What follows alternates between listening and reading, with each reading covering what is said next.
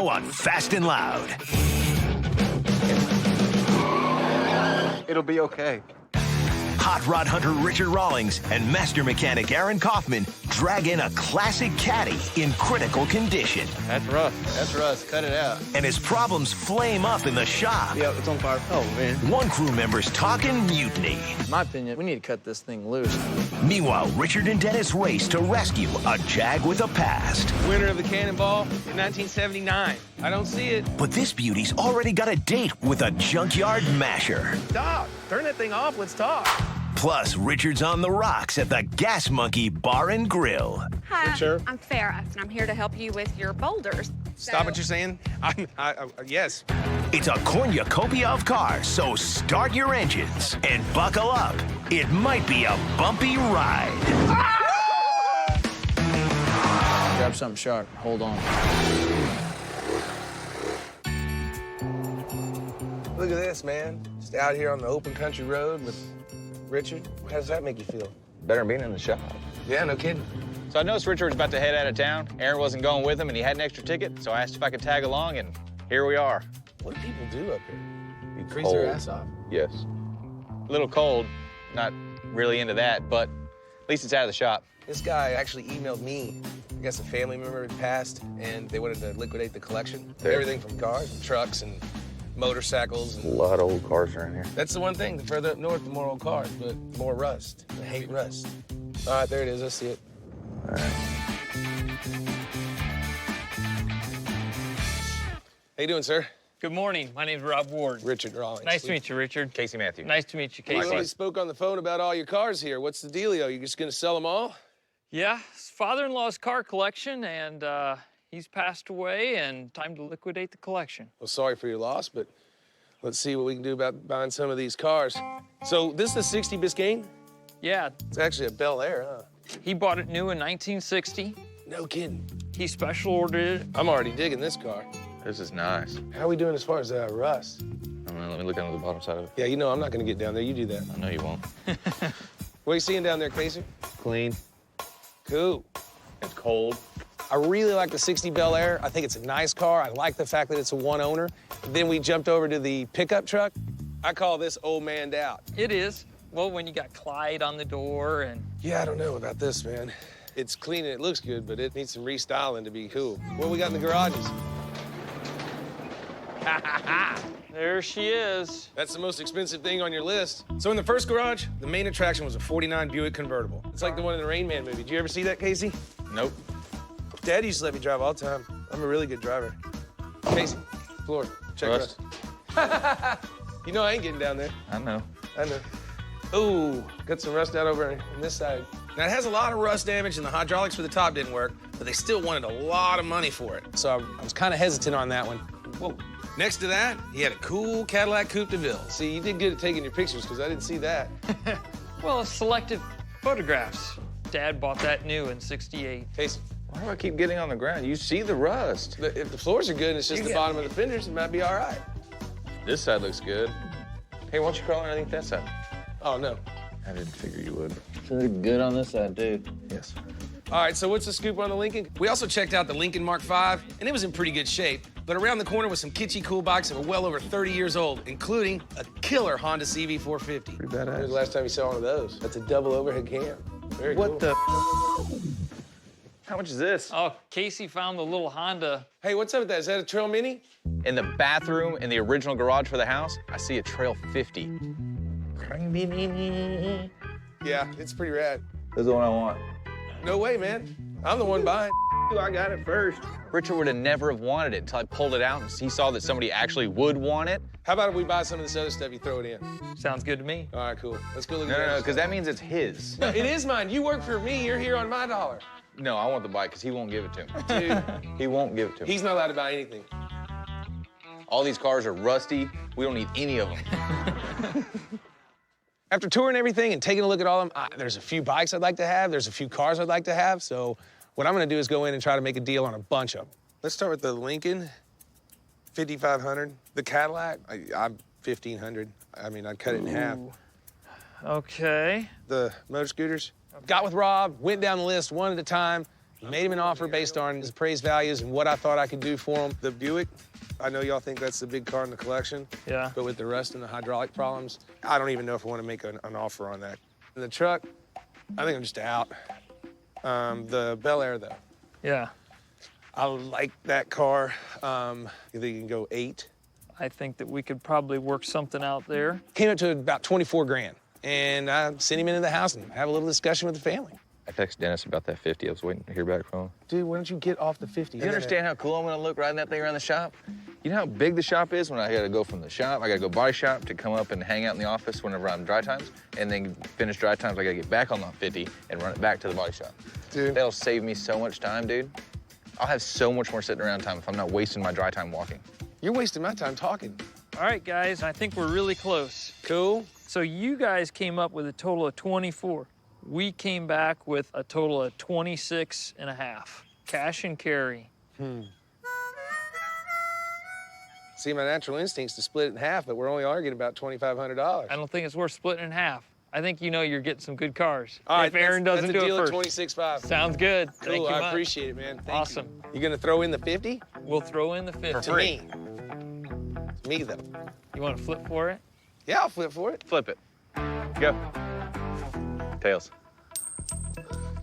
Bam, taking it home. I get it. Piece of coin. I lost. Yeah. What do you got to say about that, loser? Still mine. No, loser. I got myself a trail 50. Oh yeah, that's just wonderful. Dang. I will burn that thing to the ground as soon as it shows up at the shop. All right, now let's talk about the Buick. Usually I just, do the deal and get out of there, but I couldn't let go of the Buick. I just kind of kept staring at it. I mean, it's got some issues, but it is still pretty cool. Just make us an offer. I want to offer 10. I think we'd like to see 12. Okay, you got me. I'll All take right. that. Whammo. For $38,500, I got a ton of cars and a ton of motorcycles. It's gonna take me a little bit of finagling to get all these cars moved. Whoa, man. Hey, Hey! you can't run?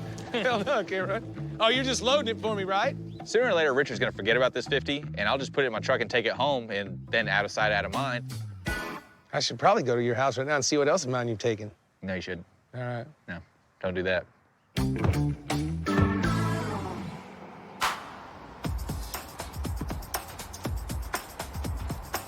So it's a few weeks later and a heck of a lot of degrees warmer, and I finally got all my new toys lined up and ready for playtime. I'm not quite sure what I'm gonna do with most of them yet. What do you think about this one? But for starters, I think I can make some quick and easy money on this 68 Coupe de Ville. Did you pick this one out? Me? Yeah. All I cared about was a motorcycle. This thing's got rust, and I don't like rust. Got plenty Yeah, of but we got it cheap, dude. Only gave $2 grand for this. Don't let Casey's whining fool you. This 68 Cadillac, it's a pretty cool car. In 1949, Cadillac introduced the DeVille as a luxury trim line, and by 1968, it resembled like a luxury liner. It was about as big and powered by a 472 cubic inch V8. If you drove up in a Cadillac DeVille, people looked up to you as if you ran the place. And you probably did. I mean, this would be a good cruiser just to take your girl out and mess around. Well, I tell you, it's pretty sharp looking. It's pretty sharp looking car if I could open the door. It's rusted shut. It is rusted shut. It is not that rusty, damn it. Does this one run? It ran and drove to where we parked it. Before it rusted, where it doesn't run anymore. Oh, it's gonna be like that? I'm still bitter about that Mini Trail 50, so, oh yeah, Richard, it's gonna be like that. Well, here's what I was thinking on it. Fix the sheet metal, fix the paint where we fix the sheet metal, and then give this car a little bit of attitude. I mean, it's not gonna be an expensive car when we're done. It's not even an expensive car now, but slam down on the ground, maybe air ride, I don't know, maybe static. Give it a good tune-up, go through it front to back, fix the rust, and you got just a good-looking weekend cruiser. So this isn't gonna be a big build, but it should be big enough to pad my wallet some. Woo! Look at that. It's big, and hopefully it'll pull this thing down the road there. The plan is simple. Fix the rust on the bottom, paint it from the body line down, get the thing slammed into the ground, get some wide whites on it, clean it up, and get it sold. The interior's perfect, dude. If it looks that good, it's probably worth 12, 5 grand maybe when we're done. This car definitely was made for Chinese fire drill. To be perfectly honest, if I were choosing a car from our latest grab bag of cars, I would have gone with the Bel Air first. What can I say? I'm a car guy and Richard's a wheeler dealer, but mine looks like a money maker and his looks like a money pit. That's Bondo. Oh, yeah, that's bad. There's a rust repair. This is a muddy buddy. You can't fix that fender. Oh, we can't. Goes all the way through the other side. So is this not the nice weekend cruiser anymore? Everybody's a comedian. Can we get this car done in a timely manner? 5 or 6 days, week? Nope, absolutely not. That air ride's gonna take us 5 days on it.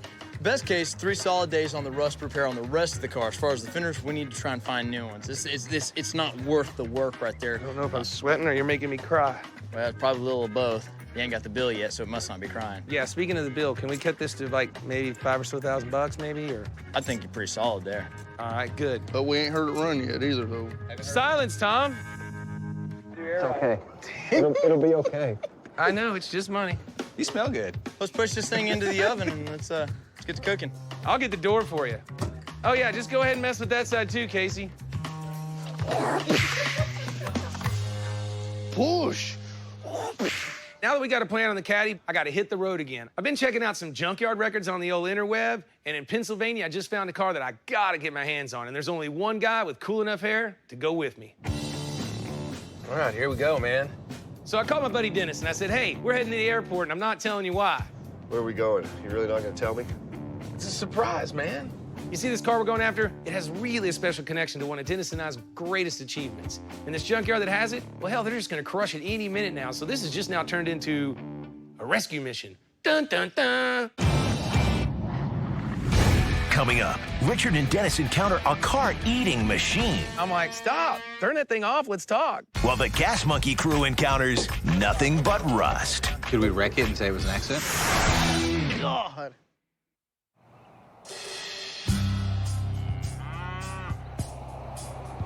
So, it's like 6 a.m. in the morning in the middle of Nowheresville, Pennsylvania, and I'm with my buddy Dennis. We flew in last night on a mission to save a car from the crusher. But you know what? I haven't told Dennis what that car is yet. Just said, dude, sometimes we gotta grab our money, we gotta go. This is one of those times. Better be good. I hate waking up this early, you know that. Well, dude, here's the deal.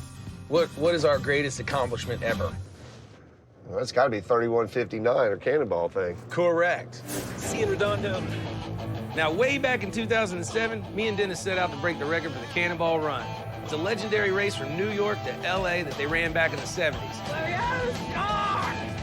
It took 31 hours and 59 minutes of nonstop driving, but we did it.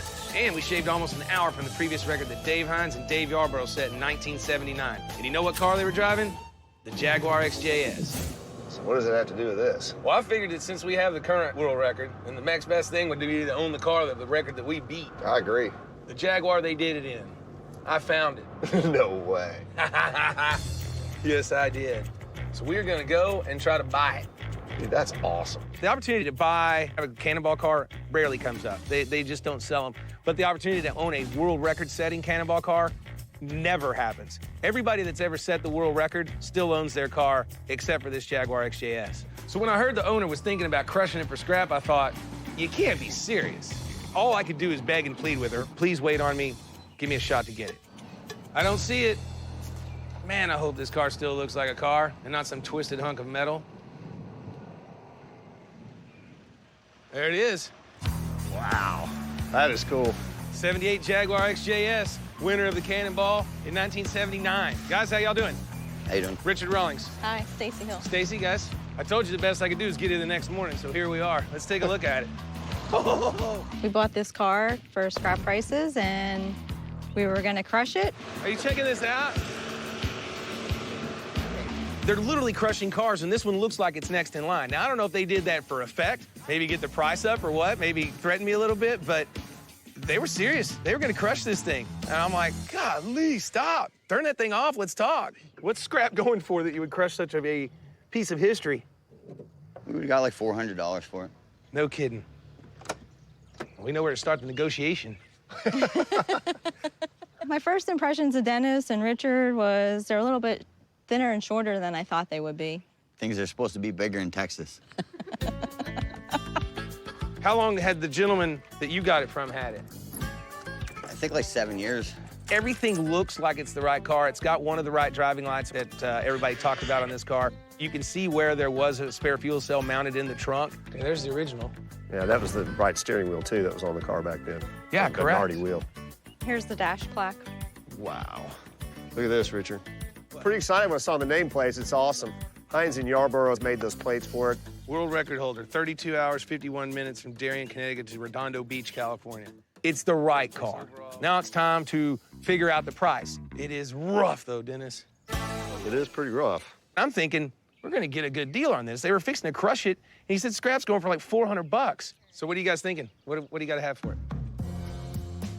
How about 10,000? Come on, you were fixing to just crush it for 400. It's Gas Monkey Garage, ain't it? I figured it's worth it to them. They're the record holders, right? How about $4 grand? That's 10 times what you were gonna get out of it if you crushed it. 4 grand. That sounds like horrible, Dennis. Why didn't you hit him at like 2,500?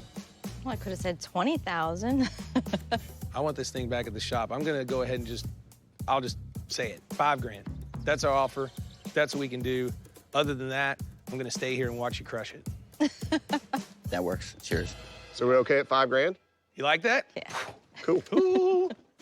Awesome. Since this was the car that set the record that we actually ended up beating in 2007, it was important to me to buy this car and to own this car. And it's important to bring Dennis along because it's the reason we got into playing with cars and doing some of these rallies and stuff. I mean, for us to have the opportunity to buy it, that was worth anything to me. Man, that is so cool. Well, now that I own it, I got to decide what to do with it. I don't think there's any profit left in this car like it sits.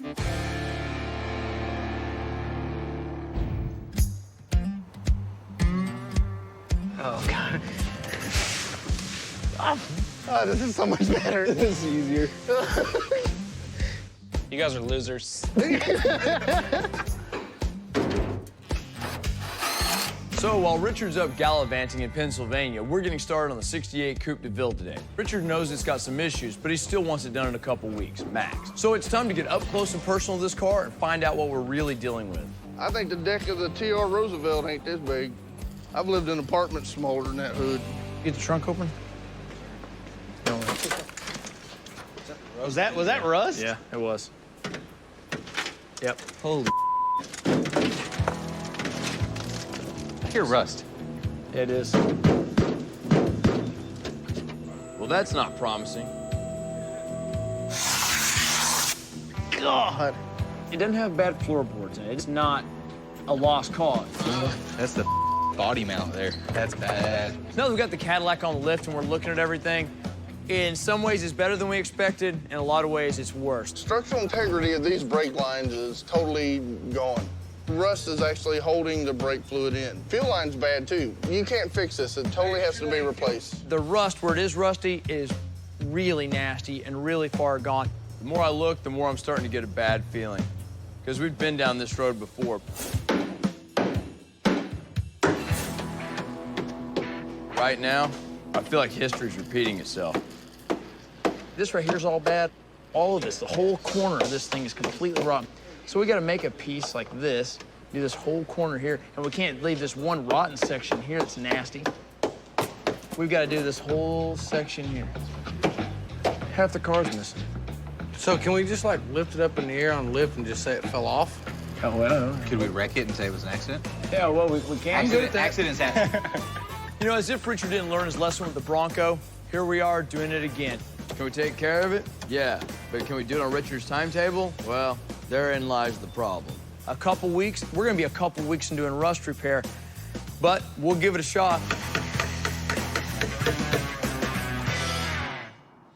Coming up, the crew tries to put out fires I think I got it. while Richard tries to make it rain. I'm gonna make you one more offer. I'm gonna give you a kiss. Don't kiss I'm gonna go home. So, our wonderful, wonderful piece of crap here, let's get the rust out. When I say get the rust out, I mean all the rust. So we're moving along on the 68 Caddy, albeit a little bit more slowly than we had hoped, but we've identified all the rust issues and we're gonna try and fix them on the frame.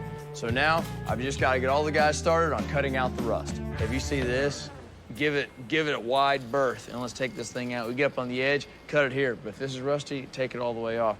Richard wants this rust fixed, we're gonna fix the rust. So grab something sharp, hold on.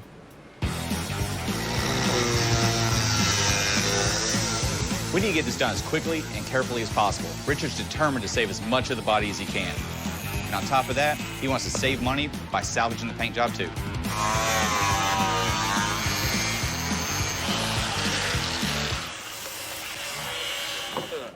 All right, well, might have went a little high, but we don't know until we cut it off. What about that? That's rust. That's rust. Cut it out.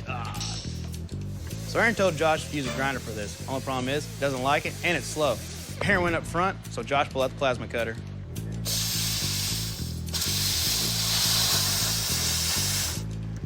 It's all right. Hey, we got fire somewhere because it's coming out of here. Thing about a plasma cutter, they're really fast, but they get really, really hot. Oh, yep, it's on fire over there. Is it? Oh. Oh, yeah, hey, hurry up and get Pop the trunk. Really? It's just a small fire. Oh, man.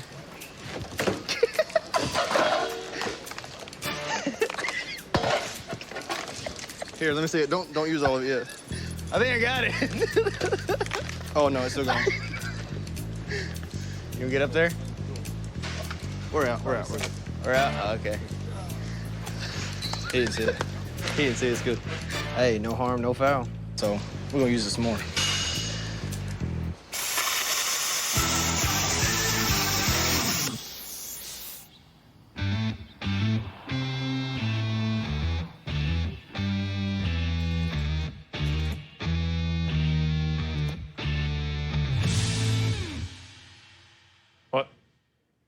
Well, I don't know. You came to my office. What do you want? Well, we've got the Cadillac back of it tore down. We're cut pretty high into the doors, pretty high into the quarter panels, and it's still rusty. The biggest thing is the entire trunk floor is bad. Ah, it can't be that bad. We're finally back. It's time to kick up my heels, start checking my emails, checking my snail mails, and all that stuff that I do called work. And instead, Aaron comes in and starts giving me grief about the Cadillac. I will tell you this, though. The floors in the cab do seem okay, but everywhere else in the car is gone. We've got ourselves in a complete Bronco situation. Bronco?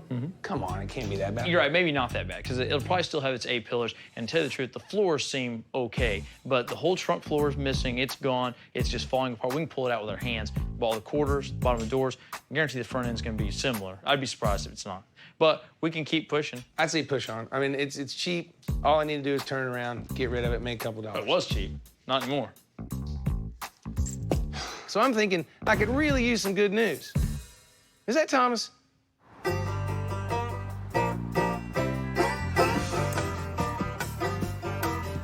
I was just out running around today. It was a beautiful day, and I thought, I'm going by Gas Monkey Garage, see what Richard's got. Sure enough, he had something I wanted. Yeah, I like this. He had a 49 Buick convertible. I mean, those cars are just rare. What are you sneaking around my Buick for, man? What's up? How you been, man? How you doing, brother? I'm all right. So tell me, what's up with this Buick you got here? I bought this out of a collection, and I don't know a whole lot about it, except for it did run and drive. Fantastic. I can see that Thomas was really stuck on this car, and I also know why. From 1946 to 1957, Buick's Roadmaster was like their flagship car. And in 1949, they came out with the Buick Riviera with that really cool side trim that became like Buick's trademark. You know what they used to say? They used to say, you know, during the war right there, that every time a shell was fired during the war, it cost exactly the same as a new Buick. That's a little on the crazy side. I know, but it's actually the truth. The main reason this car's so desirable is that there just isn't any to be found. I mean, they're just all gone. I mean, you know, they were heavy, they were big, and when they got to be old cars, they crushed for a lot of money. And when they crushed for a lot of money, people just got rid of them and bought another car. Dude, it's a good car. It's got a little bit of rust in the back, a little bit on the other side. I almost passed up on this car in Illinois until I got them down from 25 grand to 12 grand. And now, that's looking like a good decision. Obviously, you like it because you're keeping your hand on it like it's going to get away from you. Yeah, I know. Go ahead, It's a sit nice in car. there. Sit in it? Heck yeah. Sit in it? I got you now. You don't even sit in the car unless you're thinking about buying. Oh, you know if I'm going to sit in it, we're definitely going to try That's to buy right. it. You holding the door panel on for me so it doesn't fall off? Yeah, let me. Yeah, there you go. Hold it on there for me. You want to talk money here, or you want to just keep on blabbing around? Because I know it's going to come down to that anyway. 25 grand. The people. Why is that always your number? Every time I come over here, it's got to be in the 20s. I can help you count if you can't get that high. I can pull my shoes off.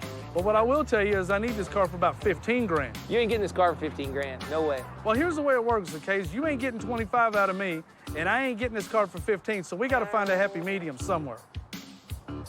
You got to get in the 20s. Well, I'm going to tell you what. I'm going to make you one more offer, and that's exactly where I'm going to stay. I'm going to cut all the with you, and I'm going to move straight to the kill.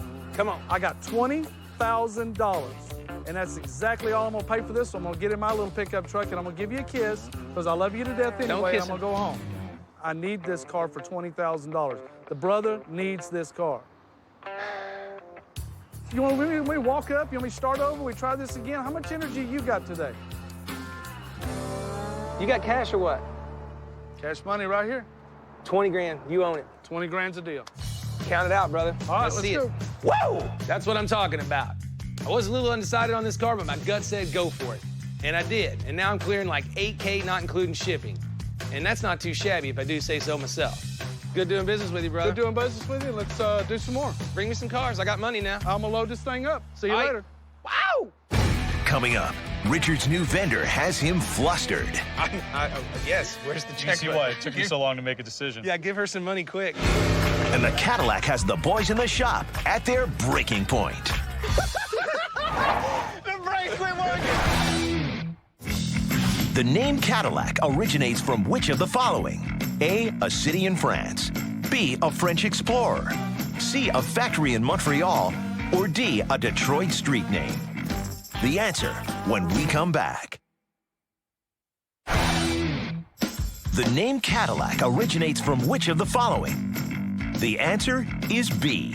Cadillac was named after the French explorer and Detroit founder, Antoine Lamette de la Mothe Cadillac. There you go. Oh, good. Glad that one fit. There's rust right here on the door and on the hinges. I bet you have to end up cutting this whole rocker out. So from what Aaron's telling me, my little big build, the 1968 Cadillac Coupe de Ville, well, it's turned into another rust nightmare, just like the Bronco. But I'm not that worried about it yet, because I didn't pay that much for the car, and I still think we can make a quick buck on it. And besides that, I got another car in my brain right now. That's right, my little piece of the Cannonball Run history.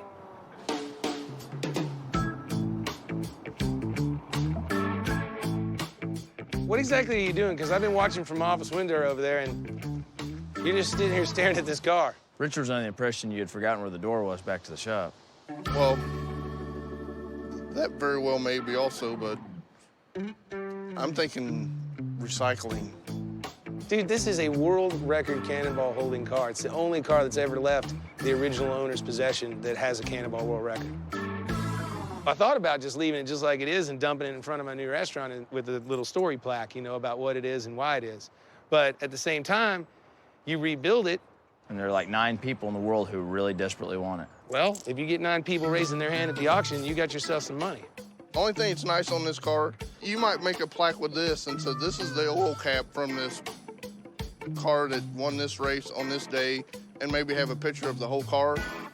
You know, it seems like all I'm hearing these days is a lot of whining about the cars I bring in. I mean, heck, if they didn't need work on them, then I wouldn't be buying them in the first place. Basically, I'd like to just say, screw you and screw you. I mean, this is something that I put my life into as far as running the Cannonball that 31 hours and 59 minutes. I'm the current world record holder.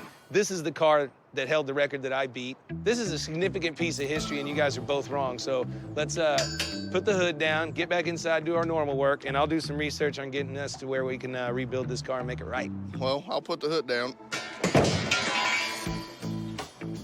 Thanks, Tom. It's the most work I've seen you do all day.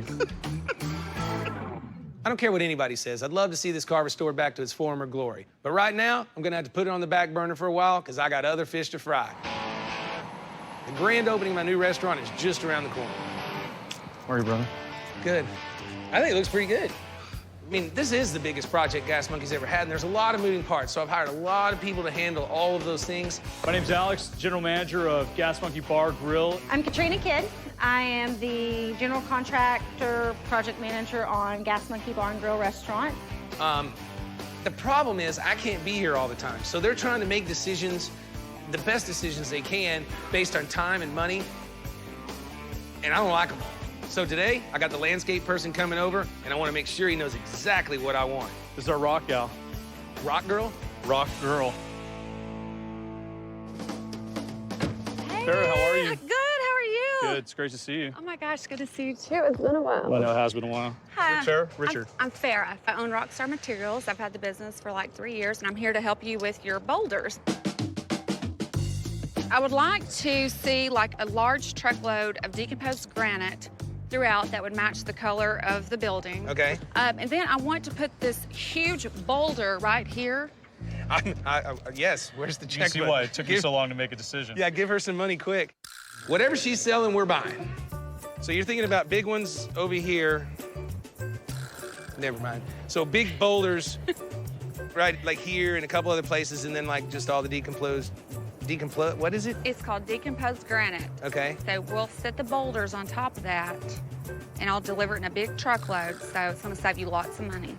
You're hired no matter what. If they give you any troubles, you call me. I'll make sure they sign the checks. Wonderful. So at the end of the day, Farrah knows what she's talking about. Her family's been in this business for a long time. They can source some things that other people don't have, and she understands it. She gets it. She gets the gas monkey mentality.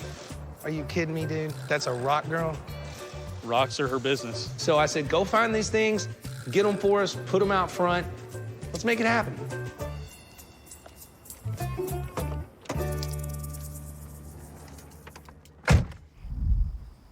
Is this all of it? Nah. I can still see chunky rust all over the place. Here's the thing. The body mounts in the front are both rusted out. We're gonna have to lift the front of the car up to get those out. The Body mounts ones in the rear, too. Same way.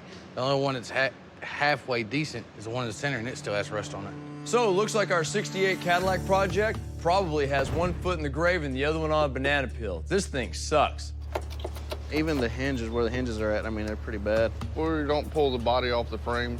We're just wasting our time on this one. The rust on the frame is much worse than Richard had budgeted for. We don't even know the true drivability of this car yet. So at this point, I think the only thing to do is give it a Gas Monkey road test. It's go time.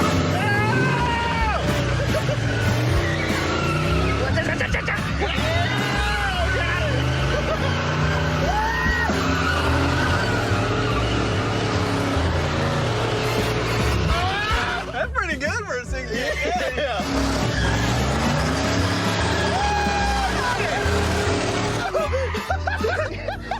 Oh, no. The brakes suck so bad. The brakes suck so horribly.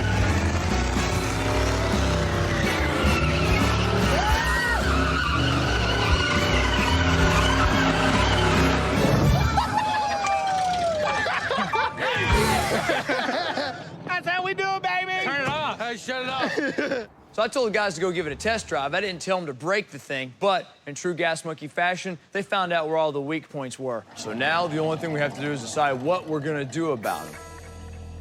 Did the radiator pop? Radiator's done at night. That it's totally full of bloom. The heater hose, it's got a hole in it. Let's see. I decided to take a look at what this project could really end up costing us. So the only way to do that is to look at it in writing. Water pump's locked up. Valve covers are leaking. And then we've got motor mounts, right? Yeah, the engine's sitting all kind of crooked. I'd put a transmission mount as well. I would definitely want to pull the engine and to refreeze plug it. It's gonna need a new complete exhaust tube. Yeah, we have a spare tire deficit disorder. The list is not short. We got a couple $1,000 in small items, you know, radiator hoses and freeze plugs, and we still gotta get 2 new fenders too. Oh yeah. And that's before we get to the AC. 3,500 in parts. That's before we put sheet metal on it and put 70 pounds of Bondo on it, you know, fix that. And then we gotta paint the whole thing, you know, the whole fender. And so that means the hoods and doors, Richard's gonna freak on the paint. We were gonna air ride it, so there's still air ride parts or lowering it, and that didn't have shocks on here. So no labor either. And the other thing is we haven't pulled the front suspension apart or the rear. We don't know if the bushings in the back are gonna take it, if the ball joints are gonna make it. So that turned into $5,000 overnight. 5,000, carry the 2, 10. It's expensive. So after finding out that we're gonna be in this thing $5 grand before we put any labor in it, I think what is becoming very evident is that this car is gonna surpass its price point in labor and time and parts once we get it back onto the road in a sellable condition. In my opinion, we need to cut this thing loose. I don't want to go any further with this stuff right here today. Richard's supposed to be back tomorrow, and we'll make a decision. If he wants to keep going, it's his money. Okay. So, as far as I'm concerned, it's time for Richard and I to come to a meeting of the mind. We've got other stuff we need to be doing rather than trying to resurrect this rusty piece of junk. Coming up, will the big monkey go ape over Aaron's bad news? Motor's leaking from at least half a dozen places on it. It's a mess. It's always a mess. All right.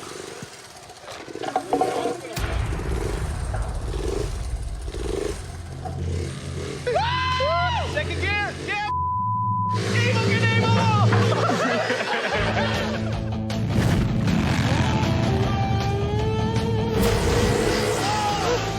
Don't be a...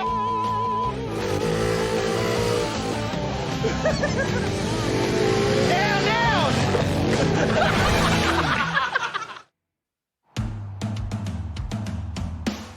Guess what? I just made an executive decision, despite the fact that I'm not an executive. The car that Richard had us working on has got so many problems, the problems have problems. We're not working on it anymore.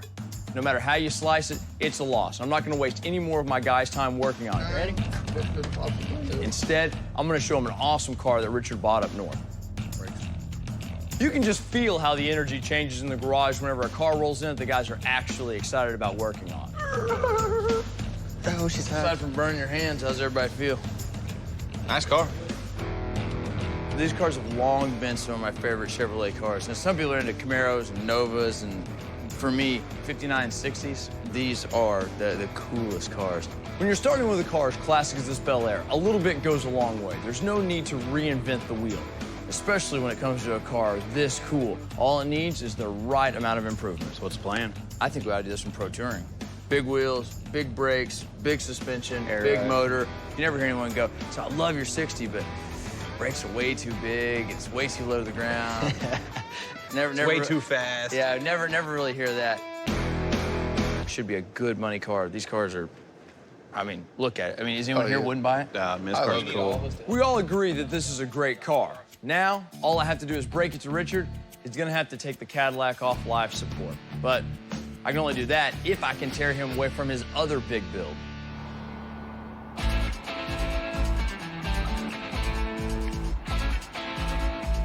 I like it. It's all right, right? Yeah. That's cool. A little tight fit. So I've been busting my you-know-what trying to get the new restaurant looking like I want, inside and out. I mean, we've got a theme going here. You know, the garage doors are open, the band's playing. Doors went in yesterday. Wow! And for that to work, you need every piece in place. Aren't they supposed to open in here? They could open in here. But what's the deal? Why would they do it like that? That looks like crap. I roll inside to check out the garage doors, and they're backwards. I mean, literally backwards. But it opens fine, Richard. Look, I'm sure it functions as a garage door. That's not hard to do, but part of the aesthetic is having the working part of the garage door on the inside. This looks like I don't like it. There's a problem. Richard. Sir. This is Justin from Johnson Equipment. Hey, Justin. He's doing our How you garage doing, man? doors. Good to see you. Right on. What's the deal with this? Well, we were told by the general contractor to install it this way. And Why? So the next thing I know, I'm talking to the installer, and he's giving me every excuse in the world for installing it ass backwards. we have relatively low ceilings, so that track's gonna hang down about 7 to 8 inches. We've got a sprinkler, speakers, lights, all have to be rerouted. You know, opening a restaurant is like building a hot rod. You got a million different decisions to make to get it done, and it can really start to beat you down. The freaking garage doors, this pissed me off. I don't want to look like a freaking idiot with the garage doors opening to the outside. All you do is move these things there, move those over, cut the concrete, make them open to the inside. How much do you think that cost? Just an estimate. I won't even hold you to it. Well, that's not us doing all that work. By the time Give me you a get guess. other parties involved, it could be $5,000. You know what? I'm paying the bill. I'll give you the $5 grand. I want them on the inside. Yes, sir. Get it done. I probably blew up a little too much, but you know what? You only have one chance to do something right. I mean, people built pyramids back in the day. If we can't build a damn garage door the right way, I could care less. So here's the money, just do it.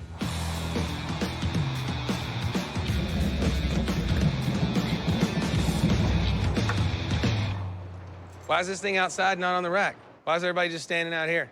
Oh, we're just saying our goodbyes. Goodbyes? This thing's supposed to be inside being built. Yeah, it's supposed to be, but it's a piece of crap like the Bronco was. It's a mess. It's always a mess.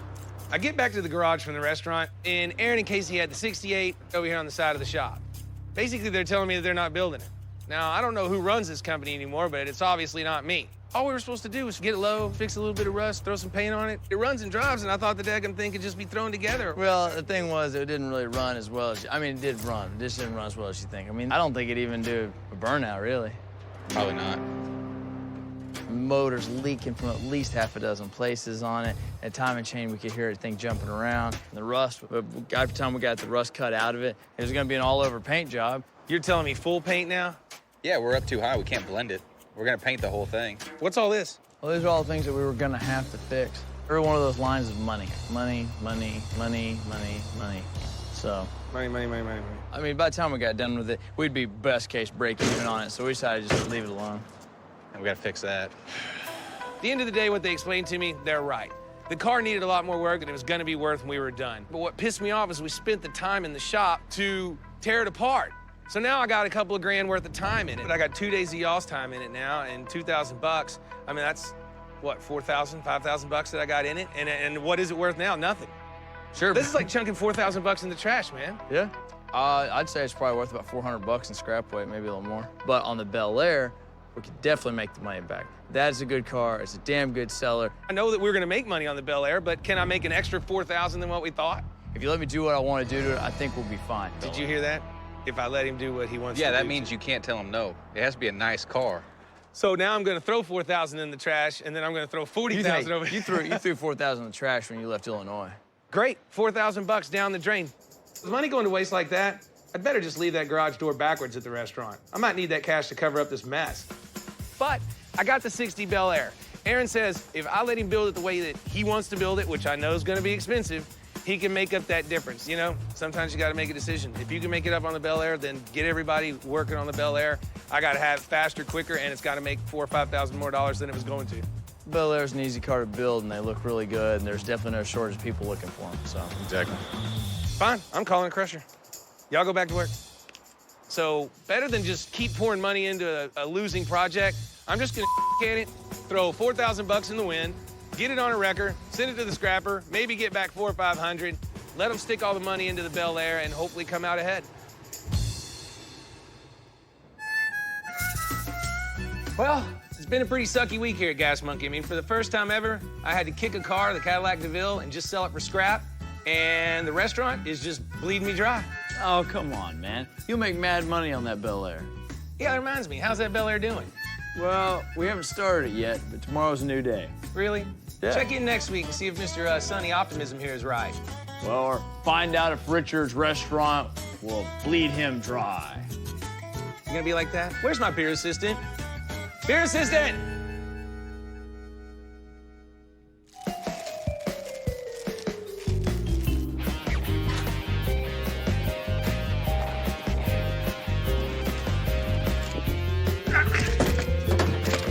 Everybody's gone, nobody saw me. Good life, little buddy. You're mine now. Casey, I saw that. Previously on Fast and Loud. Did I get you? Hot rod hunter Richard Rawlings scored a major car haul in Illinois. That's the deal at 26.5. But his big 68 Caddy build turned into a bomb when master mechanic Aaron Kaufman discovered an old enemy, rust.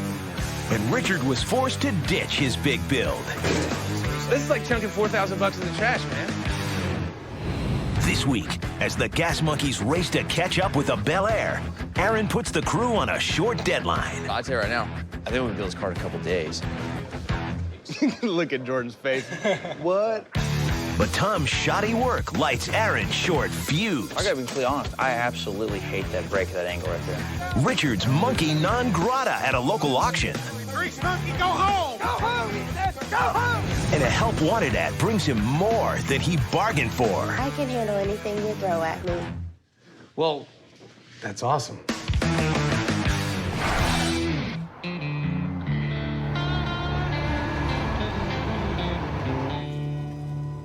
Sometimes you gotta know when to throw in the towel. I mean, I thought this Caddy was gonna be an easy build and make some money on it, but it turns out that the thing's full of rust, and that's gonna cost more money to fix than the car's even worth. Now, the car's still worth about 500 bucks in scrap, but I'm out 4 grand, and I can't afford 2 losses in a row. So it's time to focus on the car that Aaron wanted to build in the first place, the 60 Bel Air. Now, that's a good car, and Aaron's excited about it. I really like it. It's pretty slick. It's got Corvette caps on it. Looks like Corvette wheels. It's got 14s and caps on it. We don't have to paint it. No. I mean, it's good enough. It is. It's all right. I mean, I dig the piss out of it, man.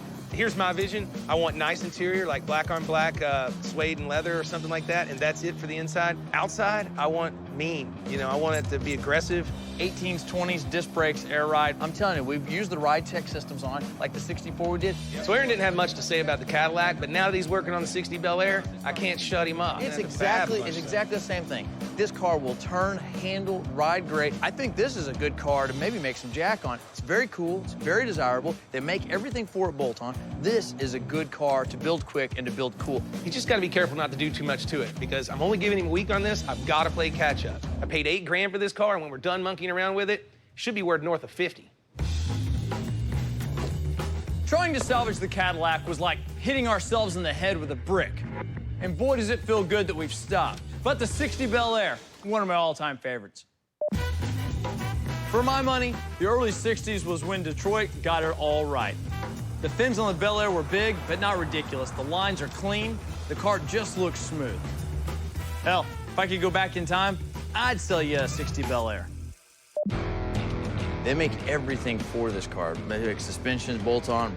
The new Camaro motors are LS3s, right? 400 horsepower. Yeah. I think that's a wonderful place to start with. Yeah. And then, you know, modern transmission, modern motor, fuel injection. The interior, all we're doing is the seats. The cafeteria table mat. You don't feel that? Have got to go. Yeah. So what's the plan for the paint? I mean, it looks good, so we're not gonna touch it, right? I don't want to. And tell you, if you think that it can be cleaned up more, honestly, I don't think it can. I think we can buff it. I get John hunting some parts on it, but I tell you right now, I think we can build this car in a couple days. Look at Jordan's face. What? It's not that I've heard this whole song and dance before. We don't have to build anything. On this one, I'm 100% confident I'm gonna leave the wheel wells in it, and so I know that's where we have to stop. So Right now. right now. Yeah. Let's give this one a wiggles.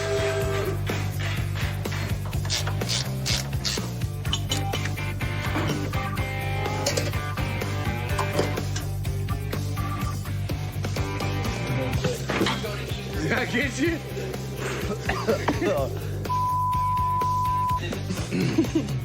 All in my ear, in my mouth.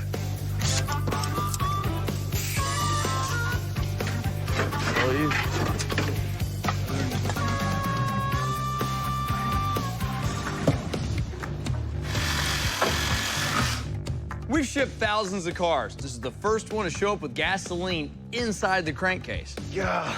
Us to light. It practically had a full tank of gas inside the engine. If it would have sparked one time, that truck, you would have been able to put it out. Hey, at least the inside of the motor will be clean. Oh, boy.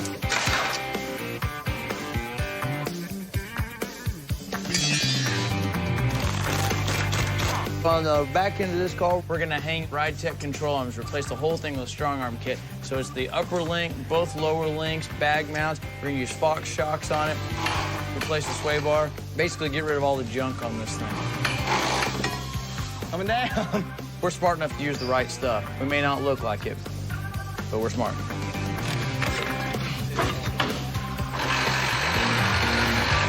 The deal is we gotta make money because Richard bought some crap and one good car, and we gotta make this one car make up for all of it. But what we're not doing is we're not gonna mess with things that are gonna blow the car apart, take a lot longer, a lot of money to fix. It's a black car, it looks good, and it'll always look good.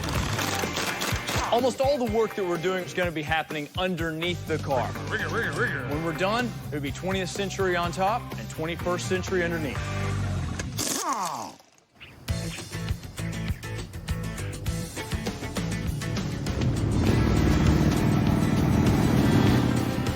Between the Bel Air, the Cadillac, and the Buick I sold, we're plowing our way through the batch of cars I bought.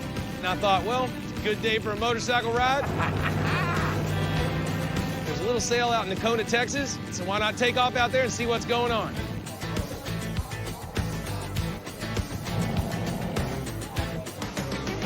I got into town, big party happening, everybody's having a good time. There's a lot of cars here. But I came all the way out here to Nakona for one in particular, a 1940 Lincoln Zephyr.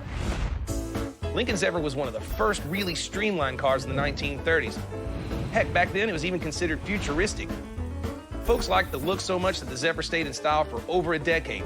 Now it's just a classic, like Humphrey Bogart or Aaron's beard. Lincoln Zephyrs are pretty rare. 40's not the most desirable year, but this is a pretty solid original car, and that's the way we like to start at Gas Monkey. So it's V12, it runs and drives, it's pretty well all original. It's been touched up in a couple of spots. I'm willing to pay 25, maybe 30 grand for it, and I don't think this is the crowd for this car. I think that I might have a chance for it. This looks like more of a muscle car crowd. Ladies and gentlemen, do not miss this opportunity. A 1940 Lincoln Zephyr 3-window coupe, one of the most sought-after pre-war Lincolns ever produced.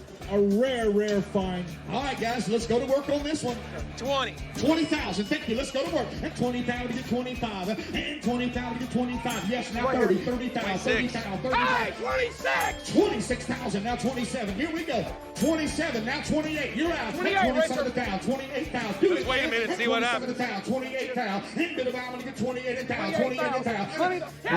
Now 29, sir. And now I'm going to get 30,000. 30,000. You can do it. And now I'm going to get 30,000. And now I'm going to get 30,000. Don't lose it. And now I'm going to get 30,000. 30,000. 30,000. Go home. And 30,000. And 30,000. Lift your hands. Hey, what you got? 29,000. 29 and a half. Now 30,000. Now 30,000. I was going head-to-head with another bidder, and I was already over what I wanted to pay, but it's a really good car. That's the reason I drove out here, so I decided to take this guy on. Thank you. Now 32. Now we get 32.5. It's a bidding war. And now we get 33. Now 33.5. 30. Right about the time I thought he was ready to bail out, what happens? Got it. Got 3 new bidders. A third bidder jumps in. It's not looking good for me.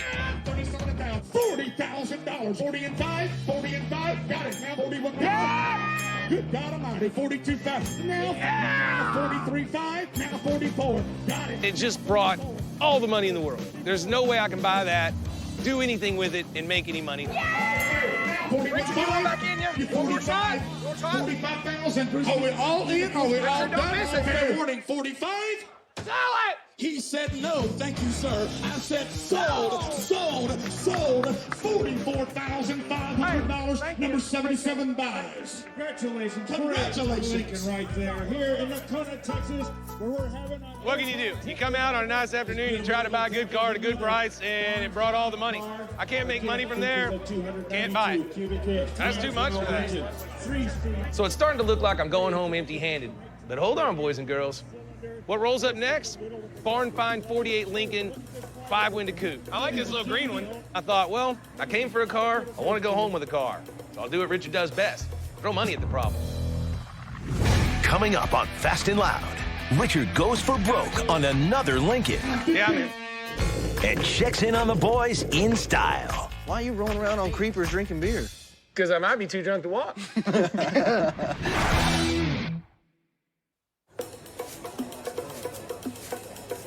So I rode my motor scooter all the way up to Nakona just to bid on a 1940 Lincoln Zephyr. It ended up going for over 40, and it just wasn't gonna work. I can't do anything with it. So I'm ready to walk, and this other car kind of catches my eye. It has been in storage for many, many decades. 48 Lincoln 5-window coupe, a barn find. They didn't even wash it. They didn't do anything. All right, I like this car. It's kind of cool. Not a real desirable car. Probably not worth a lot of money, but it's green, and I like green. Plus, it's pretty much a later model Zephyr. Even though they had quit using the name by then, and I did come out here to bid on a Zephyr, I thought, well, what the hell? I'm standing here. Might as well not waste my trip. Let's have some fun. 7,500. All right, let's go to work. Hey, I've got 7,500 right here. 7,500. Good job, Michael. Let's go to work. 10,000 where? So the seller had a $22,000 reserve on the car. Even he knows it's not going to go that high. I figured I might get it for 8 to 10 grand. I'm going to get 10,000. Got it. No way. 12,500. At 10,000. 10,500. What you got? 10,500. 10,500. 11,000. 11,500. 11,500. Got it. Now 12,000. Now 12,500. Let's go to work, Michael. At 12. Yeah. Got it. Now 13,000. And now we get 13,000. 13,000. 13,000. And now we get 14,000. All fair. 14,000. And now we get 15,000. 15,000. Got it. Now 15,500. I got you 15,500. At 15 grand. So sure enough, the bids are going higher than I wanted to pay again, and I was ready to bow out. Hey, it's your color, man. I know I like green. I like green. I don't care. It's got to be cheaper. 15,250. 15. Reserve is off. But then they lifted the reserve, and well, you know what that means. You don't ever do a trip without doing something. I'm 15,250. 15,500. Yeah. Now 750. Now I'm gonna get 750. 750. 750. 15,500. 750. And Mike, anybody else? 750. All done. Anybody get 750? Going once. Sold. Sold. Sold. $15,100. Congratulations, Gas Monkey. Thank you. I had to work hard enough to get there. Congratulations. So I bought it at $15,500. I don't know if I made a good decision or not, but I like the damn car, so we'll just see what happens. Ow! Sold! Had a good time. Got a good 2-hour ride back to Dallas. It's 80 degrees. It's perfect. This should happen every day. Why in the hell do I even go to the shop?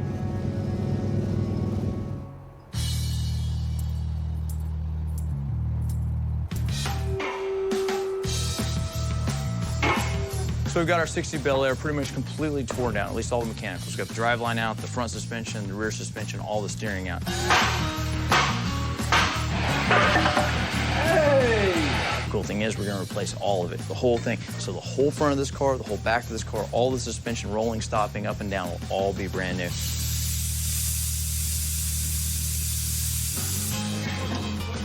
The new suspension will lower the car on a cushion of compressed air. And the handling, it'll be about 1,000 times better. See there? We're putting a big motor in the Bel Air, and when you've got a lot of go, you need a whole lot of whoa. So we've got a set of 14-inch brakes here. So what I'm doing at the moment is actually installing the rotors onto the hat. And then we're gonna tighten them all up, and then we use a star pattern just to tighten them down, just like you put on a lug nut, and then torque them, and then we're gonna safety wire them. Which one do you want it on? Cylinder 60 here, we're upgrading to a massive, massive sway bar. So when you go in the corner and you dive real hard, it don't go body roll off in a ditch. You can go in the corners way harder, way faster. It keeps the body straight. Anti-roll, anti-sway bar. Yeah. Thanks for stopping by on the second installment of Are the Freaking Brakes Done Already? I've got both the rears done, and I'm working on the fronts, that's actually safety wiring the hat to the rotor. The reason we do that is because the brakes get really hot when stopping a big, heavy car that's going fast. The heat and vibration can cause the bolts to literally come unscrewed. So we safety wire them together in a pattern that prevents them from coming loose. Make sure that the rotor stays attached to the hat, because if not, we lose the ability to stop the car.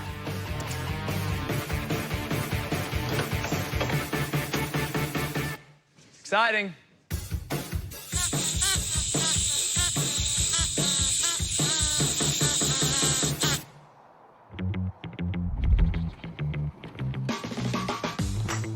So today I swung by Gas Monkey Bar and Grill because we're getting real close to opening, and it was time just to kind of check out how things are going on and what all's happening. The guys from 44 Build, they really get my style. I gave them just simple direction of what I wanted, and they came back with some really awesome pieces. I mean, the front kiosk for the girls to stand at.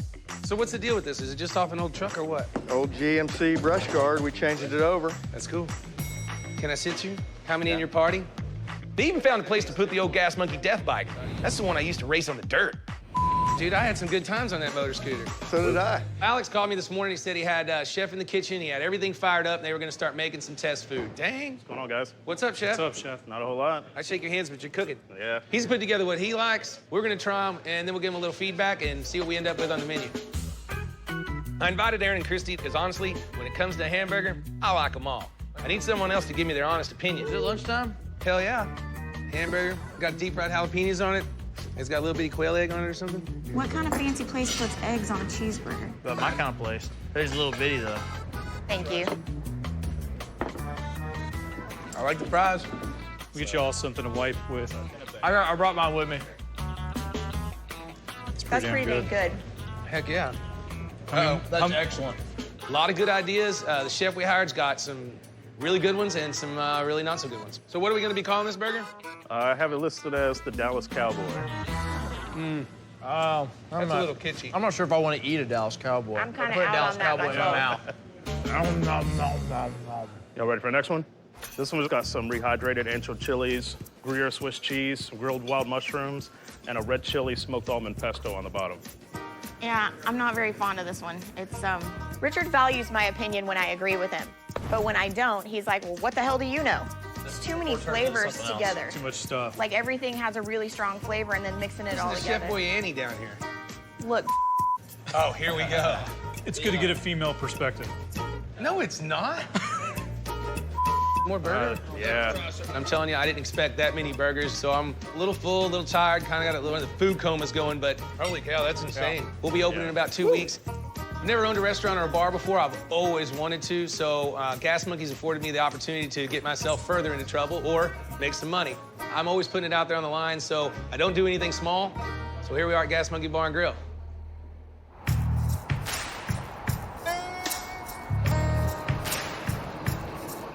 When I was up in Illinois buying the Bel Air and a whole mess of other cars, I found something else, and it's kind of really awesome in a really stupid way. Cool. Don't be coveting my Yugo, man. Nah, I love the Yugo. Yugo's mine. No way, dude. Yugos, well, cheap little tonneau boxes that were imported from Yugoslavia in the 1980s. It's kind of like they were so crappy, they were cool. There's always an ass for every seat, and there's buyer for these things. Even if you didn't want to be seen driving it, you could always make it into some kind of weird art piece. These things are bringing rain right now. Really? I checked them out on the net. This thing's probably worth $5 grand. Yeah. No way. No, this is collector's item. I can't see anybody collecting that. I get it, they're making fun of me. Yugos are funny. But this one, I paid $900 for it, and it's gonna make some funny money in my pocket. This thing is just stupid. It was probably one of the most joked after cars in America. There's a joke that they came with a heated rear window so your hands would be warm when you're pushing it. Today, though, a car that's this clean is worth a lot of money. So I'm gonna get some pictures, we're gonna put it on the internet, and somebody out there I know is just dying to have an 88 Yugo with 30,000 miles on it. Coming up on Fast and Loud, Christy tries to keep a straight face while selling the Yugo.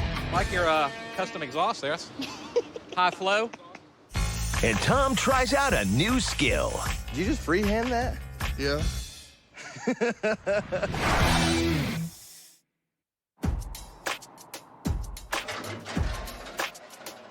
I usually shy away from working on gas tanks because I have one blow my arm up. I do not like working on them. When it blew up, it burnt my whole right side of my arm. Watch out, it's gonna leak out the back. Hey, and whatever you do, just give you a word of advice, do not light a lighter to see if it's out of gas. So I don't even like touching them. But I noticed I don't have to do any welding on this one, so I think I can handle this one no problem. The foam goes inside the gas tank, so that way whenever the fuel sloshes back and forth, it holds a consistent, probably about 4 inches of fuel right where the fuel pump is, so it won't surge. I'm actually making the fuel pump fit this gas tank, and to make it fit on this one, we had to cut it down from 12 inches to 6 inches. I think we just turned an old ragged-ass gas tank into a modern gas tank. There you go. Got it? So we're just about to install our crate engine. It's what Chevrolet uses in the new Camaro. It makes about 400 and something horsepower. So we've got a whole lot of go on tap and a whole lot of stop underneath.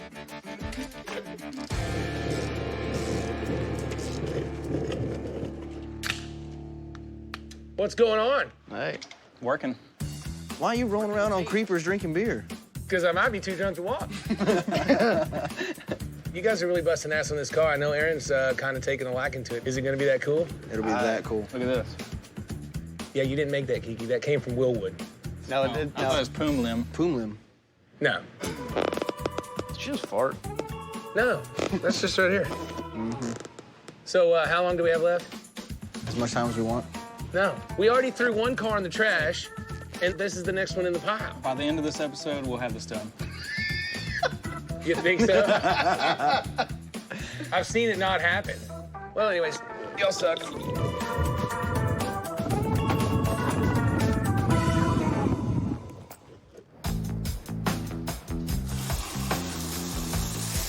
Whoa, whoa, whoa, whoa. What are you doing? Well, I was gonna take some pictures of this and put it on the internet. I thought I'd wash it down, though, clean it up. Dude, I bought this car as an original barn find. I mean, we don't want to wash it. We don't want to clean it up. We don't want to do anything. Dust and dirt is key on this one.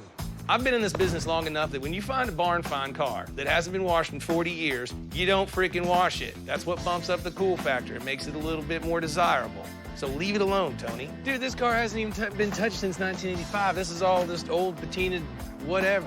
Where were you in 85? Probably working pit crew still for BMW, but. So you're an old man. Yeah, I was old still man. in school, like high school. In 85? Yeah.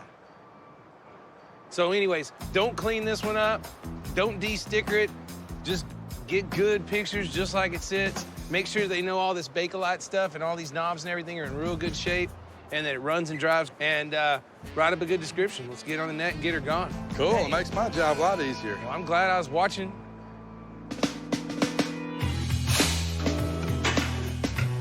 God, it's ugly.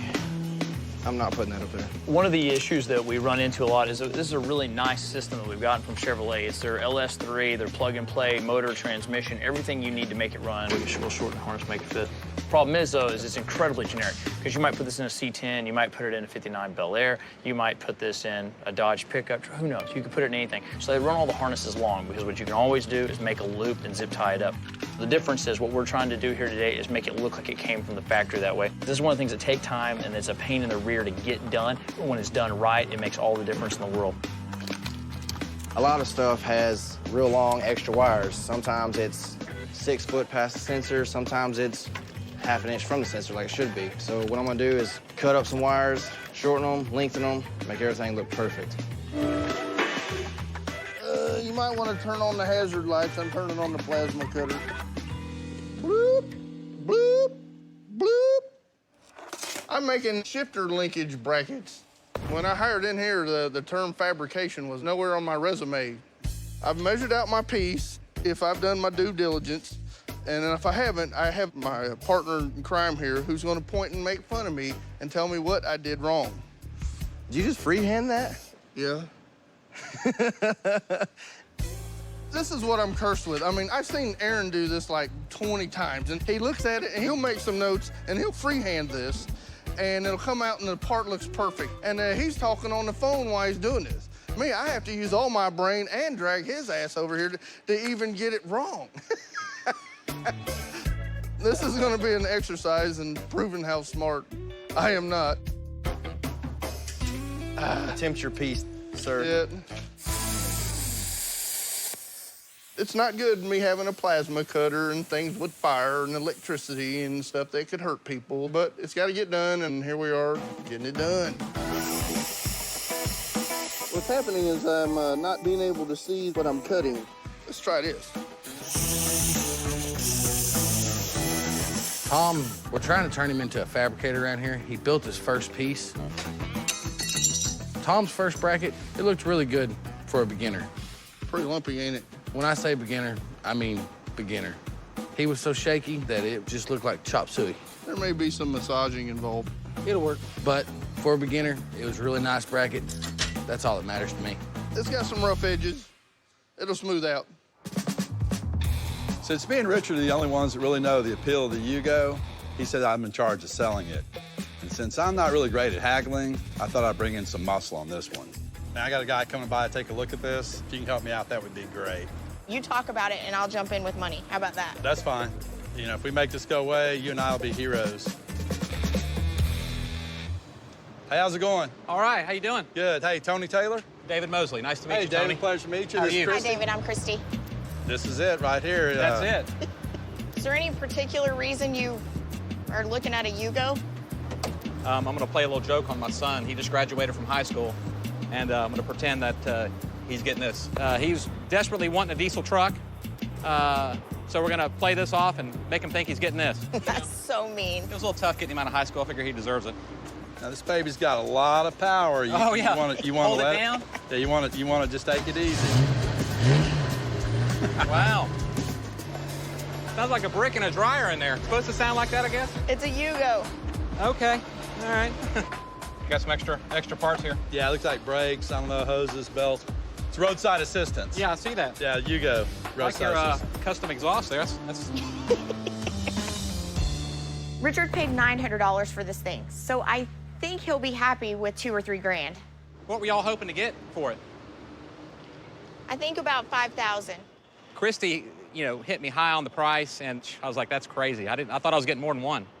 I was thinking about $1,500. How about $30.50? Do I get a couple T-shirts? Sure. All right, $30.50. Yeah, actually, that car, brand new, it was only like $39.95. So trying to get $3 grand or better, I'm not sure I'd have done that without Christy. You own an '88 Yugo. All right. Yeah, I'm really excited about this. There's not much to these cars. pretty much a heater and a key. But seeing my son's reaction on his face, priceless. What do you think, son? Sorry. You get a Yugo! I'm gonna take the Yugo back to Georgia, put it on the market and sell it. It's just an odd, unique vehicle. Speculating on this one, but if I'm wrong, I'm only $3,050 wrong. Coming up on Fast and Loud, Richard and Christy square off about a possible new gas monkey. You are not hiring this girl. Oh, yeah, I am. No, you're not. And Aaron is out of patience with Tom. Tom beating the heck out of the column with it. What famous musician's first car was a Chevy Bel Air?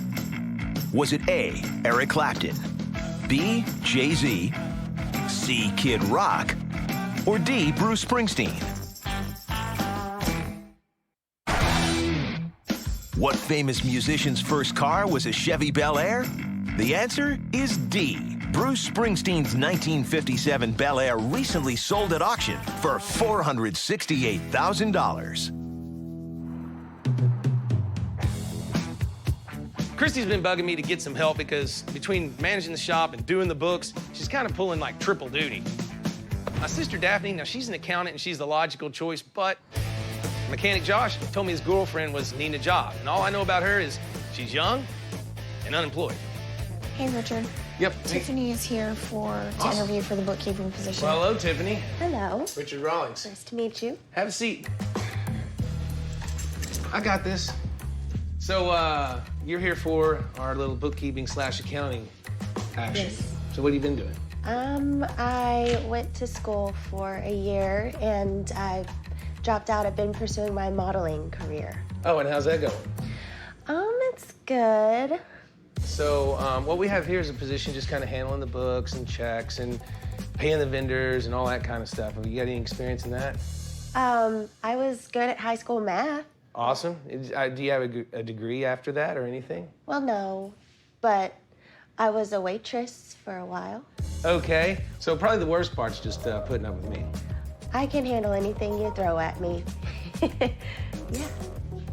Well, let me talk to Christy a little bit because she's kind of my right hand on this, and we'll get back with you very quickly. Okay. Awesome. It's very nice to meet you. Nice to meet you as well. Uh-huh. Christy, all right. So she's a little underqualified. I mean, frankly, a lot underqualified. But I got a brand new level of respect for Josh. You are not hiring this girl. Oh, yeah, I am. No, you're not. Oh, I don't need another babysitting project. She's as good as I hired. have you. Absolutely not. She's got skills. She says she can count. Absolutely not. You are hiring your sister. No, I'm not. Yes, you are. No, we're hiring that one. We are not hiring her. You watch. No, we're not. Why do I gotta hire my sister? Because she actually has an accounting background. She can count more than just what's on her hands. I had to grow up with her. Why do I want to work with her? You just tell Dad to come up here. I'll tell her she ain't got the job. Fine. She can go get a job anywhere. She's got a skill set. This girl needs help. One She's doesn't. young. What kind of skill set does she have other than long legs and boobs? Those are very good skills. Not. They're not skills. Yes, they are. Those are attributes. Well, I don't care. God dang it. I'm calling Daphne. Do it. Ready? Ready. So Bel Air's moving along nicely. We've only had to make a few alterations to our steering column and our pedals so that we can make them work with our motor and transmission. You can have another plate that matches this and then make the gap piece and weld it together. Tom is new to fabrication, so there's bound to be a few bumps in the road. Okay, so you hate my one thing. Well, I'm not happy with that. I like the attempt, but Aaron saw the bracket, hated it. I had a lot of time in the bracket, was proud of it. It didn't work, he hated it, so now I'm making a new bracket. Maybe he won't hate that one. The only thing I could use off that kit for the shifter was this piece right here. Ooh. Nope. Redo it. You need to fix that, Tom. What happened? You just pulled the shifter through the column. Shift it back up. Tom, beating the heck out of the column with it. Is it touching the column? Yep. There's a lot of problem solving that goes into what we do. Being able to anticipate the problems and quickly work around the ones that pop up, well, let's be honest, that's what makes Gas Monkey a well-oiled machine. Finish up the throttle pedal and everything will be all right. Let off. Go on. Cool. I'm ready to do my final wiring, but Aaron wants the motor to run first. So what I did was just make some temporary powers and grounds so we can just test this thing. It's laid in there. We should be able to hook up our ignition wire, hit the key, and this thing should start. All right. One more time.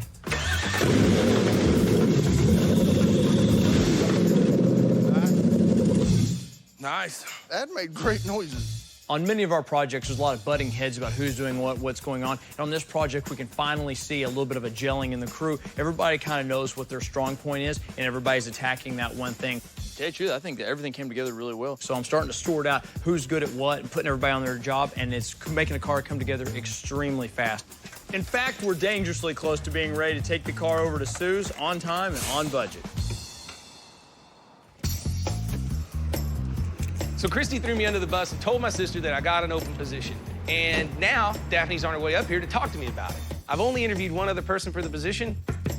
Christy, get in here. So I hope my sister doesn't think she can just waltz in here and get the job because she's my sister and she's got an accounting degree and lots of experience. I mean, this other girl, yeah.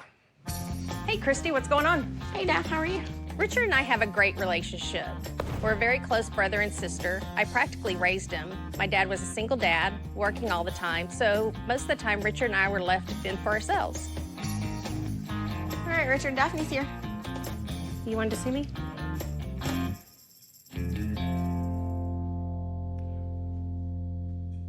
Fine, you're hired. Awesome, just like old times. Well, you can start by getting me a beer. That's my job. Richard and I are your typical brother and sister. We fight a lot, cry a lot, we love each other, but what I say goes. I hate you, Christy.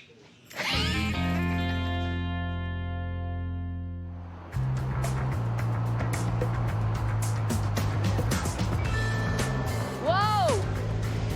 Wow, this time really running. Richard bought me a 60 Bel Air. That's cool. It looks very nice. I can't believe it. It surprised me. Hey, we no bring you junk this time.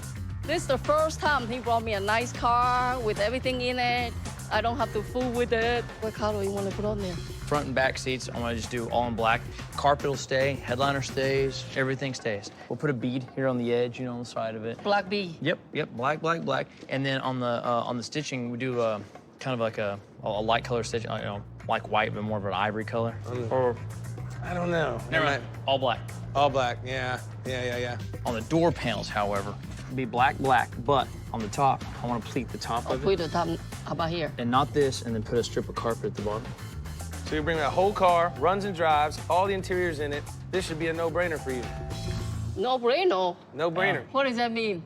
What language is that? She has a complete interior to work with, and the cool thing is she's only changing a couple pieces of it, and they're installed. So she's got an excellent pattern to go from, and they're bolted into the car.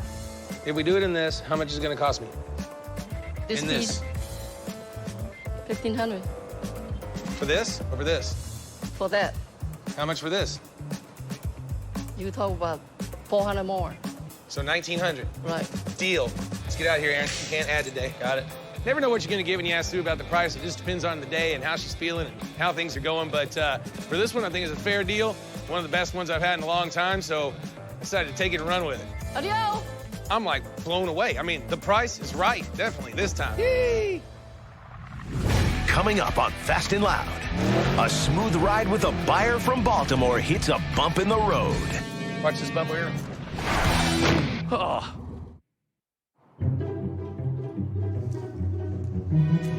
But in 1964, my father, he's kind of tripped and fell and met a crazy red-haired Cajun woman in Georgia. And next thing you know, he was, his wandering, meandering ways were kind of cut short.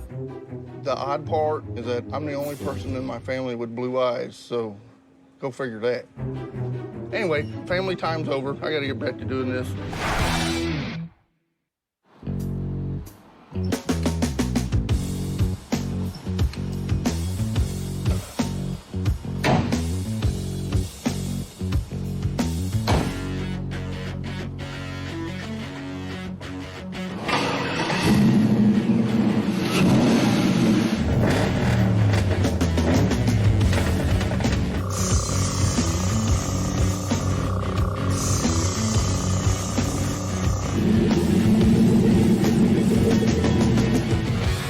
So I bought this car in a big nest up in Illinois. I thought the quickest and fastest money was going to be the 68 Cadillac Coupe de Ville. Turns out it wasn't, and I was wrong because it had a lot of rust in it. In the end, all it was good for was a few donuts and a laugh. So after we got off that one, we could finally put our money where it belonged. A black 60 Bel Air. They don't get much better looking than this. Richard let us loose with the checkbook. Someone had put a 327 in. I called up Scott Gandicki and got an LS3 4L65 fuel injected. So we've got all the electronics, a brand new motor. Then we're going fast. Naturally, we had to control this thing, so we need to have good suspension. Ride Tech had a kit that fit this car perfectly. It's automatic, get in, turn the key, got the car low, and compared to how tall and dorky it was before, it's a world of difference. We called Intro, and they made us a set of 18x8 and 20x10 V-rods. As for the look, I think it's pretty obvious. Usually we'd paint a car, but this one already had a really good paint job on it. It was just a little old and needed a little bit of touch-up. Put a nice, good buff job on it, a little bit of polishing. This car shines great. And then since we've already got a black exterior, black tires, figured we probably needed black interior. What Sue came up with is a massive improvement on the old seats. On top of that, the gauges are awesome. We don't have a high-tech motor and low-tech gauges. Everything about this car is brand spanking new, except for the sheet metal. You see this car coming down the road, at first, you're not even gonna know what it is, because it's low, it's lean, it's mean. Then you realize it's a 60 Bel Air, and you hear how it sounds, and you see how fast it is. You're gonna park your little 5.0 Mustang and just go home whimpering.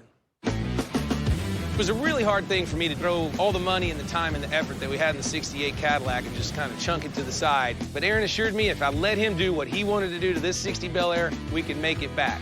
I think he's right. We still got to sell it to prove him right. But this is one of the sweetest rides we've built here at Gas Monkey so far. This guy named Tim, I see him around at some of the car shows. Last time I ran into him, he had a 60 El Camino.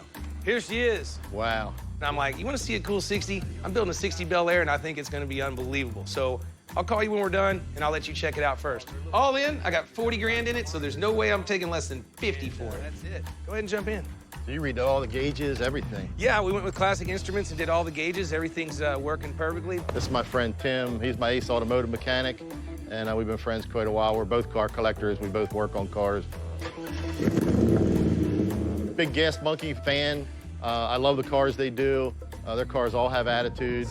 I love the stance of the car. I love the fact that everything under the car, the whole drivetrain's brand new.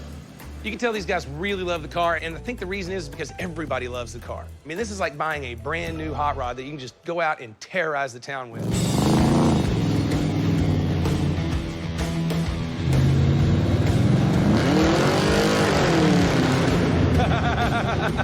Under the bridge. The test drive was crazy going under the bridge under there. I stomped on it. The tires lit up and the smoke rolled, and it was just badass. This thing's fantastic. Watch this bumper here. Haha, scared you. It's got air ride, man. I've had old cars, and they drive like tanks. This one runs great, rides great, and stops. They actually stop when you hit the brakes. And that's a big deal when you're running 4,800 pounds down the road. Put a lot of work into this car, but I'm real happy with it. In the real world, I'm thinking this car is worth about 50 grand. Man, I need to go to that real world and buy them all. I mean, I've got 1,000 man-hours in this car, just pure labor. I was gonna price the car at probably $78,500. I'm not gonna be able to do that, but how about 55? I can come down 10 grand to 68. Why don't we just say 60 and call it a day? You've been awful quiet. What'd you come for? Look at the car. Looks nice. 60 grand sounds about right. 60 Bel Air for 60 grand, huh? Yep. That's where I'm at. All right, you got a deal. All right. Yeah. Cool. At the end of the day, Gas Monkey got paid. Bel Air's going to a good home, and I get to keep my beer assistant. Hey, thanks, Tim 2. You got it. And y'all thought Tim 2 didn't do anything this week. It was a roller coaster 2 weeks for Gas Monkey Garage. As part of the Illinois haul, Richard picked up an '88 Yugo. All right, 30 But Richard had the last laugh when a prank-playing dad bought it to punk his son. You get a Yugo! Richard went to an auction to buy a 1940 Lincoln Zephyr, but when the bidding got too high, he claimed the cheaper 48 model instead. Unfortunately, this Lincoln remains unsold. Already $4,000 in the hole after chunking his 68 Caddy, Richard went all in with a 60 Bel Air. I think this is a good car to maybe make some jack on. After a spanking new LS3 motor, air ride suspension, new brakes and wheels, and interior by Sue, Richard's gamble paid off big time. He sold the Bel Air for a whopping 60 G's, leaving Gas Monkey 22,550 reasons to stuff their faces. Woo! This car, 1960, I was in home, Taiwan. Party and dance. Gas Monkey Garage, come on down! Oh! I'll take what's behind door number 1. It's 2 different game shows. আপনি তো মেহজাবিন বলেন, মেহজাবিনই ঠিক আছে। ওকে, আমি কিন্তু মেহুও ডাকি। মেহু, মেহু তো আমার ফ্যানদের দেয়া নাম। তুমি কিন্তু একবার আমাকে বলেছিলে যে তোমার নাম মেহজাবিন না। দর্শকরা শুনে কিন্তু এখন অবাক হবে যে মেহজাবিনের নাম মেহজাবিন না, তাহলে কি? ওয়েল, লাইক সবাই তো মেহজাবিন বলে, তো এটার উচ্চারণটা আসলে একদমই অন্যরকম। ইটস মেহজাবি। মেহজাবি? হ্যাঁ, এন বা ন, আচ্ছা, এটা কিন্তু সাইলেন্ট। তো সামহাও আসলে এটা আমি বুঝাতে পারি নাই, অনেকে বলতে পারে নাই। তো পরে আমার মনে হলো এটা নিয়ে আসলে এত টানাটানি, এত বারবার বুঝানোর কিছু নেই। যেটা সবাই ভালোবেসে ডাকছে সেটাই থাকুক। আর তাছাড়া আমার ফ্যামিলি আমাকে জেনিফার ডাকে। জেনিফার? এবং সেখান থেকে কি জেনি, মানে সবাই অনেকে তোমাকে জেনিও ডাকে? আমার ফ্যামিলি আমাকে একেবারেই জেনিফার ডাকে, আমার রিলেটিভসরা জেনিফার ডাকে, কেউ মেহজাবিন আসলে ডাকে না। আর সেই জায়গা থেকে এখন আমার যারা আশেপাশে আমার বন্ধুরা আছে ওখানে অনেকেই আমাকে আসলে জেনি ডাকে, ওটাকে আরো শর্ট করে ফেলেছে। আচ্ছা, তো জেনি, মেহজাবি, আজকে আমরা কোন নামে ডাকবো তোমাকে? আপনি তো মেহজাবিন বলেন, মেহজাবিনই ঠিক আছে। ওকে, আমি কিন্তু মেহুও ডাকি। মেহু, মেহু তো আমার ফ্যানদের দেয়া নাম। হ্যাঁ হ্যাঁ হ্যাঁ, প্রায়ই বলে। আচ্ছা, ফ্যানদের কথা যেহেতু এলো, তোমার বিপুল ফ্যান রয়েছে এবং তারা কিন্তু রিসেন্টলি একটা বিষয়ে অনেক সংগ্রামীর ভূমিকা অবতীর্ণ হয়েছে। কারণ আমি শুরুতে যেটি বলছিলাম দর্শকদের যে আমাদের আরেক প্রিয় অভিনেত্রী তানজিন তিশা, তিনি একটি ইন্টারভিউতে বলেছেন যে তার কোনো অ্যাওয়ার্ড বোধ হয় আরেকজন সিনিয়র অ্যাক্ট্রেস বাগিয়ে নিয়েছে, এবং 2টি অ্যাওয়ার্ড। তো রিসেন্টলি সেখানে অনেকেই তোমার নাম যুক্ত করেছে, তোমার ছবি সহ যুক্ত করেছে। অনেকে ধারণা করছে সেই মানুষটি তুমি। আসলে কি তাই? আপনার কি মনে হয়? আমারটা আমি পরে বলছি, তোমারটা আগে বলো। Actually it is unfortunate because এরকমটা যদি আমার কলিগের সাথে হয়ে থাকে, এরকমটা আমার সাথেও হতে পারে। সো আমার কাছে অলওয়েজ মনে হয় যখনই আমরা কোনো পাবলিক স্টেটমেন্ট দেই কিংবা কোনো একটা সত্যকে তুলে ধরি অডিয়েন্সের সামনে, তখন পুরোপুরিটাই বলাটা বেটার আর কি। তা না হলে এই যে ধরেন আমার কলিগদের সাথে আমার যেরকম রিলেশনশিপ, আমাদেরটা আমাদের আগের মতো থাকবে, কিন্তু ফ্যানদের মধ্যে এক ধরনের প্রবলেম শুরু হয়ে যায়। ও ওকে ব্লেম করে, ও ওকে ব্লেম করে। সো আমার মনে হয় ইটস বেটার দ্যাট যদি আসলে অন্যায় হয়ে থাকে তাহলে পুরো ব্যাপারটা একেবারে ক্লিয়ার করে ফেললে বেটার, যে কে করেছে, কেন করেছে, কোন অ্যাওয়ার্ড ফাংশনে আসলে এরকম, এটাকে তো দুর্নীতিই বলা হয় অবশ্যই, তাই না? সো সেটা যদি হয়ে থাকে তাহলে আমরাও, মানে অন্যরাও যদি জানতে পারে যে কোথায় এই ধরনের জিনিসগুলো হচ্ছে, তাহলে ওই অ্যাওয়ার্ড ফাংশনগুলো ধরেন আমরাও বা অন্যরাও আসলে অ্যাভয়েড করে যাবে। সো আমার মনে হয় it's always better to like say 100%, আর না হলে দরকার নেই। আমি যেটা দেখেছি অনেকে তোমার নাম মেনশন করেছে এই কারণে, কারণ তুমি রিসেন্টলি মেরিল প্রথম আলো অ্যাওয়ার্ড পেয়েছো 2টি। আমি 2019-এও পেয়েছি, এখনো পেয়েছি। হ্যাঁ, এবং সেই তোমার 2টি অ্যাওয়ার্ডের যেই ক্যাটাগরি ছিল, আমি দেখেছি সেখানে তানজিন তিশার নমিনেশনও ছিল না। হ্যাঁ, তাহলে তো তানজিন তিশার পাওয়ার কোনো সম্ভাবনা নেই। তার মানে সে হয়তো তোমাকে মিন করেনি, অন্য কাউকে মিন করেছে। দেখেন, ডেফিনেটলি এখানে আমাকে মিন না করাটাই স্বাভাবিক, যেহেতু আসলে তিশার নমিনেশন ছিল না। বাট এখন একটা স্টেটমেন্টকে আসলে যেভাবে ঘুরিয়ে পেঁচিয়ে আসলে প্রেজেন্ট করা হয় ডিফারেন্ট নিউজ পোর্টালস, স্পেশালি অনলাইনগুলোতে, তখন আসলে যেই ফ্যানরা আসলে ওইভাবে স্টাডি করে না কিংবা পিছনের গল্পগুলো জানে না, একদম। কে কোন অ্যাওয়ার্ডে নমিনেশন পেয়েছে, কে কোথায় পায় নাই, তারা আসলে একদম প্রাথমিকভাবে যার 2টা অ্যাওয়ার্ড তার নামটাই মাথায় একদম। আসাটা খুবই স্বাভাবিক। ফরগেট অ্যাওয়ার্ড, তিশার সাথে আমি যতদূর দেখেছি তোমাদের খুব একটা ভালো সম্পর্ক, তোমরা দেশের বাইরেও ঘুরেছ এবং তোমার বিয়ের সবগুলো অনুষ্ঠানে কিন্তু তিশা খুব সুন্দরভাবে এসেছিল। তো আমার মনে হয় যে তোমাকে শুধু শুধু ব্লেম দেওয়াটা বোধহয় অনেকের ঠিক হয়নি। আমার মনে হয় this is the lack of study by fans. Fan বলা যায় না, অন্ধ দর্শক বলা যায় আর কি। ইনস্টাগ্রামে বাংলাদেশের তারকাদের মধ্যে যার সবচেয়ে বেশি ফলোয়ার 5.6 মিলিয়ন, এবং তোমার ফেসবুক পেজে আমি দেখেছি 10 মিলিয়ন ফলোয়ার রয়েছে। তোমার পার্সোনাল অ্যাকাউন্টে 1.2 মিলিয়ন। ওটা তো লক। ওকে, আর টিকটকে বোধহয় 2.6 মিলিয়ন ফলোয়ার রয়েছে। তো মাঝে মধ্যে কি একটু অহংকার হয় এই ফলোয়ার্সের জন্য? ভাই অ্যাকাউন্ট, কারণ এই ফলোয়ারের জন্যই তো অনেক তারকা কাজ অ্যাকাউন্ট করে। হ্যাক হয়ে গেলে এগুলো সব চলে যাবে এরকম। মানে এই কয়েকটা সেকেন্ডের মধ্যে আমার প্রথম প্রোফাইল অ্যাকাউন্ট কিন্তু মানে আমার প্রথম প্রোফাইল কিন্তু হ্যাক হয়ে গিয়েছিল। অ্যান্ড ওই সময় আমার মনে আছে বাংলাদেশে প্রথমবার কারো পার্সোনাল অ্যাকাউন্টে 1 লাখ ফলোয়ার হয়েছিল, যখন ফলোয়ার হওয়ার ওই সিস্টেমটা তৈরি হয়েছিল আর কি। তো that was like in 2012 or 13। তো ওই 1 লাখ হয়েছে, ওটার উপর অনেক মানুষের নজর ছিল, হ্যাকার্সদের। তো তখন হ্যাক করে ফেলেছিল, ওটা আমি আর রিকভার করতে পারিনি ওই সময়। সো তোমার কোনো ফিল হয় না যে আমার এত ফলোয়ার? না, আমার কাছে শুধু এটা ফিল হয় দ্যাট মানে যেহেতু এতজন ফলো করছে, সো এক ধরনের একটা রেসপন্সিবিলিটি কাজ করে, কিছুটা ভয়ও কাজ করে মানে আমার মনে হয় এই রেসপন্সিবিলিটি আর ভয়ের কারণেই আমি লাইফে আরও বেশি কেয়ারফুল হওয়া শিখেছি। দ্যাট আমার প্রত্যেকটা স্টেপ আসলে it has to be right, because অনেকেই আসলে এই স্টেপগুলোকে ফলো করছে। অ্যান্ড আমি যদি একটা রং স্টেপ নেই, যেটা হয়তো বা আমার থেকে হয়তো বা ভালো কোনো কিছু হলো না, তখন ওইটা অনেকেই পজিটিভলি নিবে না, কিংবা ওই খারাপ কাজটাকেই ফলো করতে পারে। তো আমি দেখেছি তুমি ফলোয়ারদেরকে খুব ভালোভাবে কি বলবো, তোমার বার্তাগুলো, সামাজিক বার্তাগুলো তুমি পৌঁছে দাও। কারোর জন্য রক্ত লাগলে তুমি রেগুলার সেটা তুমি পোস্ট করো। এটা this is very I would say মানে I am once again honoured that blood ডোনেশনের কিছু গ্রুপ আছে ফেসবুকে, এবং ওখানকার একজনের সাথে আমার পার্সোনালি পরিচয় হয়েছে শুটিং করতে গিয়ে ওই সময়টাতে।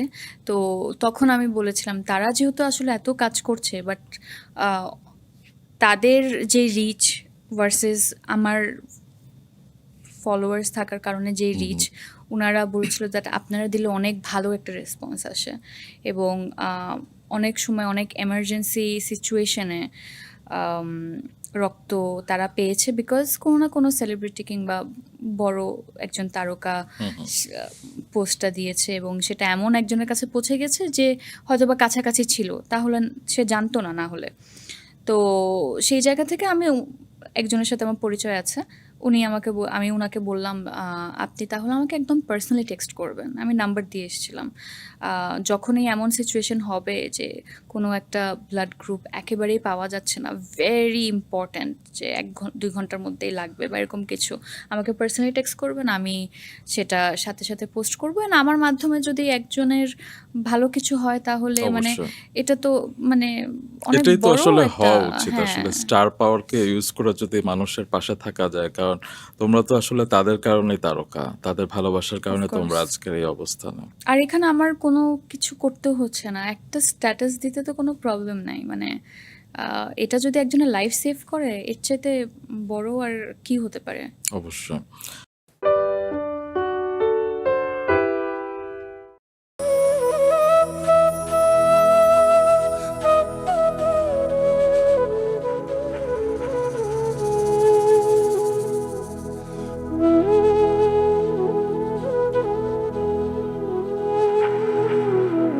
I understand top 7 Sharadhanite Asha is a big achievement, but if you're not here to win, don't come here at all.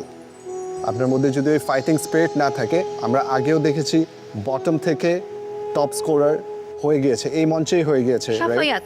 Shafayat is a prime example. Tamanna হয়েছে in the past. When you give up, it shows. Moushumi, best of luck.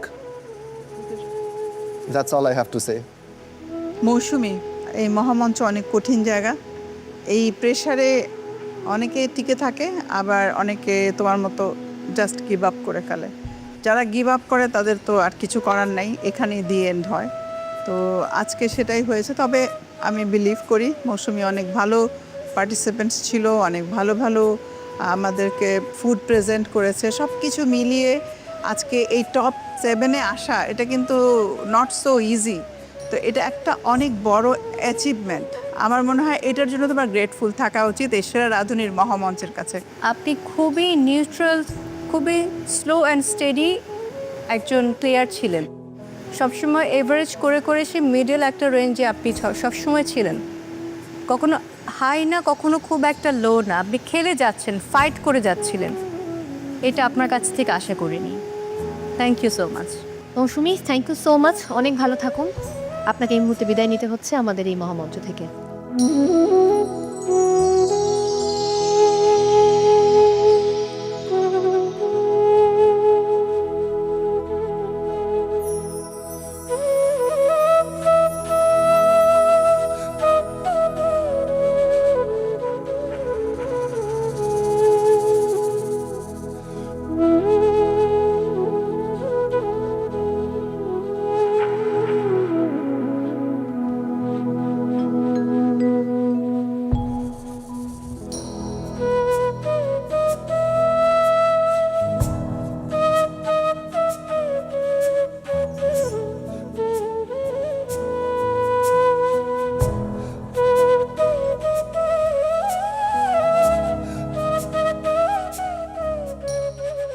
দর্শক, প্রতিযোগিতার নিয়ম অনুযায়ী আরও একজন participant বিদায় নিলেন এই মহামঞ্চ থেকে, এবং আমরা পেয়ে গেলাম আমাদের টপ 6 পার্টিসিপেন্টসকে। কংগ্রাচুলেশনস।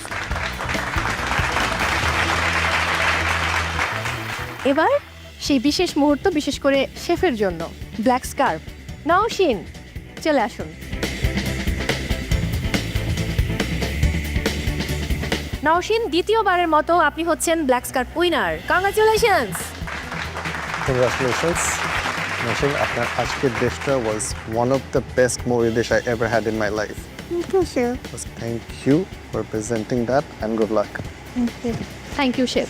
আজকে আমি ব্ল্যাক স্কার্ফ হোল্ডার, এটা আমার দ্বিতীয় টাইম ব্ল্যাক স্কার্ফ পাওয়া। আমি এর আগের বার যখন স্কার্ফ পাই ওটা ব্যবহার করে আমি খুব ভালো পারফরমেন্স দিতে পারিনি। সো এবারে ব্ল্যাক স্কার্ফ ইউজ করার ক্ষেত্রে আমি একটু সতর্ক থাকার ট্রাই করব। আর টপ 6-এ এসে কাউকে চ্যালেঞ্জ দেওয়াটা আমার কাছে মনে হয় না যে খুব ভুল কিছু হবে। সো যদি এরকম থাকে যে আমি অন্য কাউকে চ্যালেঞ্জ দিতে পারবো, টাস্ক অনুযায়ী যদি আমার কাছে মনে হয় যে দিতে হবে, তাহলে আমি হয়তো সেটাও করতে পারি। বিদায় নিচ্ছি আজকের মতো দর্শক, তবে দেখা হচ্ছে আগামী পর্বে আরও কঠিন চ্যালেঞ্জ নিয়ে। সেই পর্যন্ত সবাই ভালো থাকুন, আর সেরা রাঁধুনির সকল আপডেটস পেতে হলে চোখ রাখুন সেরা রাঁধুনির ফেসবুক পেজ, ইউটিউব চ্যানেল এবং মাছরাঙার ইউটিউব চ্যানেলে।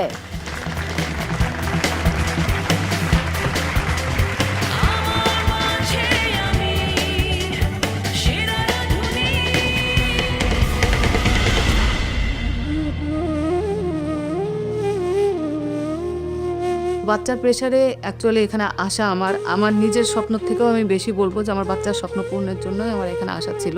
বাচ্চা আমাকে জোর করে পাঠায় যে তোমাকে যেতে হবে প্রোগ্রামটাতে, তোমাকে ওখানে যে তোমাকে নিজের একটা জায়গা তৈরি করতে হবে। আমি খুবই প্লিজড এখানে এসে, আর আজকে যেহেতু যাচ্ছি এটা আমি নিজের ফল্টের কারণে যাচ্ছি।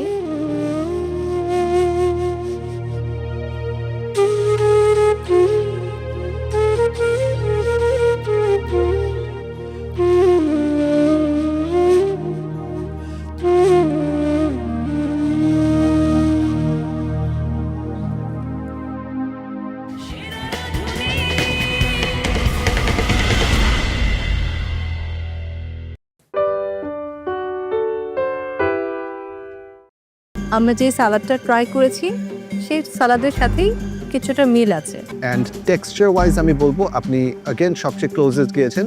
বাবা গানুশের রেপ্রেজেন্ট আপনি একটা সস বানিয়েছেন যেটা the texture of it is very similar to baba ganoush. Overall I think আজকে was a very good try.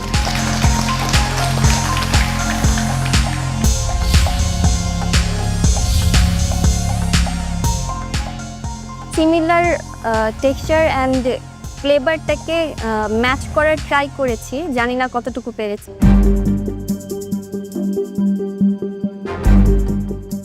Food taste করবার সময় কি ভেবেছিলেন, কি কি আছে? এতটুকু বুঝতে পারছিলাম যে এটা একটা স্যালাড, আর সিজনিংগুলো যখন মুখে যাচ্ছিল তখন ইটালিয়ান স্যালাডের সাথে কিছুটা মানে মিল করতে পারছিলাম। আমি যখন ব্রেডটা খাই তখন ক্রিস্পি লেগেছে অ্যান্ড অয়েলে ভাজা মনে হয়েছে, কারণ ক্রিস্পি একটা টেক্সচার ছিল। দ্যাটস আমি ভেবেছি যে এটা মেবি নাচোসের ব্রেড হবে, দেন আমি ওইভাবে ক্রিয়েট করে যাই। আপনি আজকে 20টা ইনগ্রিডিয়েন্টস গেস করেছিলেন। Out of 20 you got 14 right. 14টা আপনার ঠিক হয়েছে। স্যালাডে কি ড্রেসিং দিয়েছেন? Olive oil, thyme, salt, pepper, tabasco sauce and sugar. প্রেজেন্টেশনটা অনেকটাই কাছাকাছি গেছে, এটা আমার ভালো লেগেছে। এক্স্যাক্টলি হয় নাই, বাট যেটা তুমি বানিয়েছো সেটা খেতে খারাপ লাগছে না, ভালোই লেগেছে আমার কাছে। ক্রিম যে সসটা করেছো চিজ দিয়ে সেটাও ভালো লেগেছে, কিন্তু এক্স্যাক্টলি যেটা ছিল বাবা গানুষ সেই জিনিসটা আসেনি। আর তুমি 20 ইনগ্রেডিয়েন্টস বলেছিলে, কিন্তু অনেকগুলোই ভুল ছিল। এখানে কারেক্ট তো শেফ বলেই দিল, তোমার 14th মতো হয়েছে। বাট আমি বলবো তারপরও এটা গুড ট্রাই ছিল। Thank you. জয়েরিয়া, আপনার আগে যে দুজন পার্টিসিপেন্ট এসেছে আপনাদের তিনজনের মধ্যে আই থিঙ্ক আপনার presentation is the best and it's the closest to ours. আপনি the most amount of right answers so far আপনি দিয়েছেন 14 out of the total 26 ingredients যেটা আমাদের এখানে ছিল। Taste wise I think it's a good salad, and texture wise আমি বলবো আপনি অ্যাগেন সবচেয়ে ক্লোজেস্ট গিয়েছেন। বাবা গানুষের রেপ্রেজেন্ট আপনি একটা সস বানিয়েছেন যেটা the texture of it is very similar to বাবা গানুষ। ওভারঅল আই থিঙ্ক আজকে was a very good try.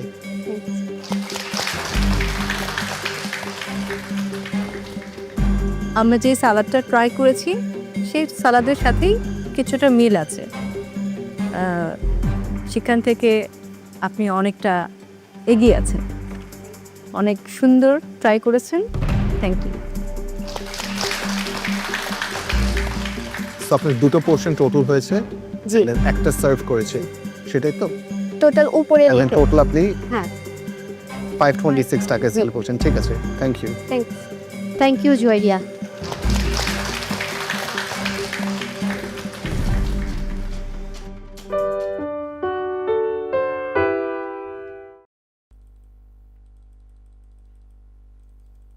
Anh thèm lắm, anh thèm lắm.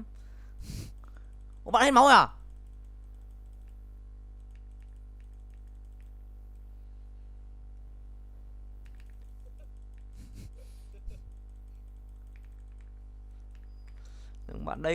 Bạn đây cái máu rồi, bạn heo quy vào người nó, láo thật.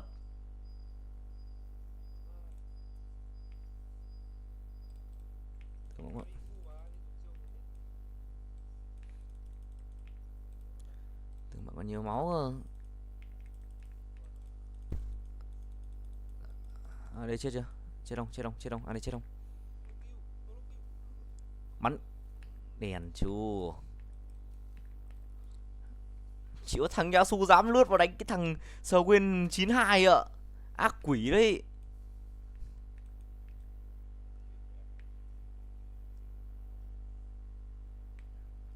Đúng cái thằng chơi Yasu khác. Thôi làm con kia bạn nhỉ, làm con sứ giả hút trụ bon nhỉ.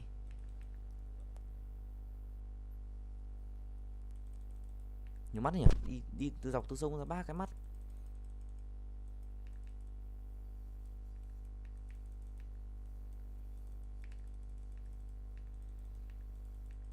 Ui, trên top vui vẻ đấy.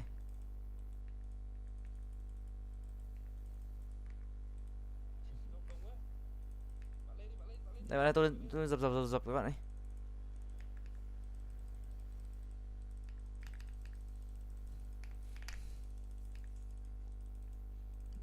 Bạn được tiền đấy, thằng kia được tiền đấy. Thằng kia à?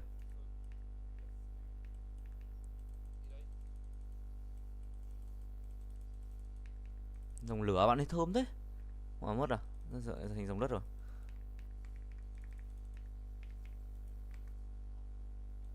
Gì đây? Cho nhìn map cái gì đây? Ở đây. Cái làm gì ở mid đấy?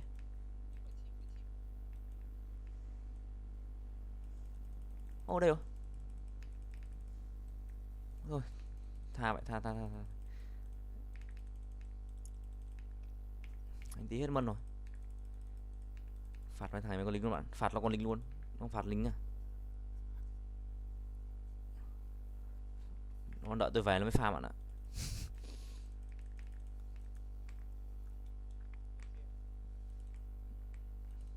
Nên thằng Yasu bị ảo tưởng bạn ấy.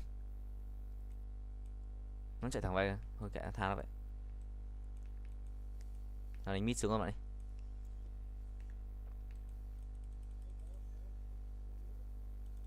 Đần điên. Nó quay đánh bạn ấy. Hai bạn ấy.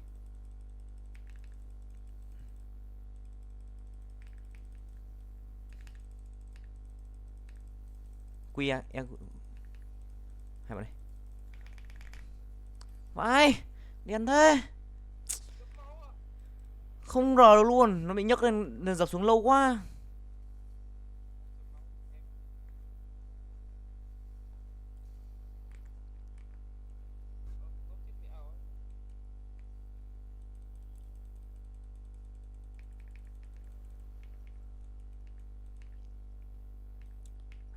Lên mấy cái đồ để sống cái. Mấy thằng kia đam to quá, nó dốc cái chết luôn. Ngờ con mẹ thằng ngu.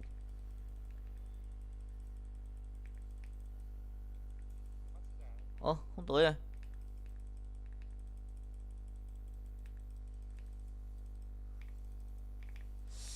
What the hell. 180 vàng à, ít phải. Giờ mất rờ.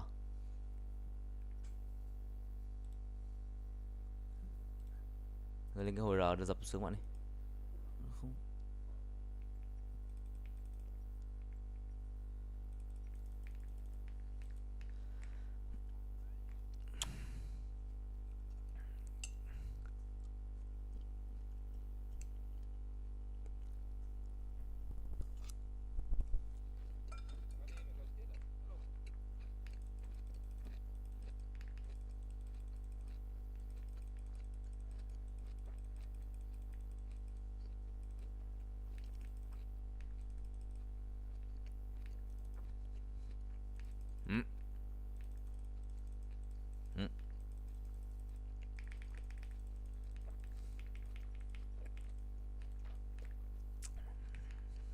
Mất rờ luôn.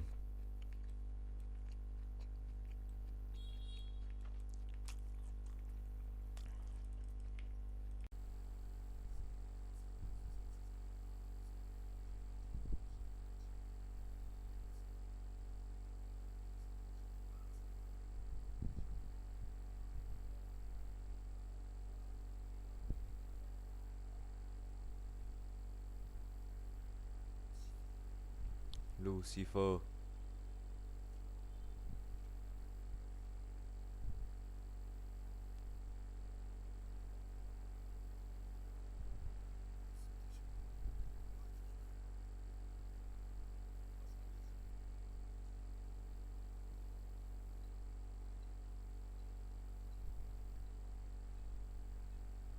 Hay à, một khu thí nghiệm cực binh chi linh.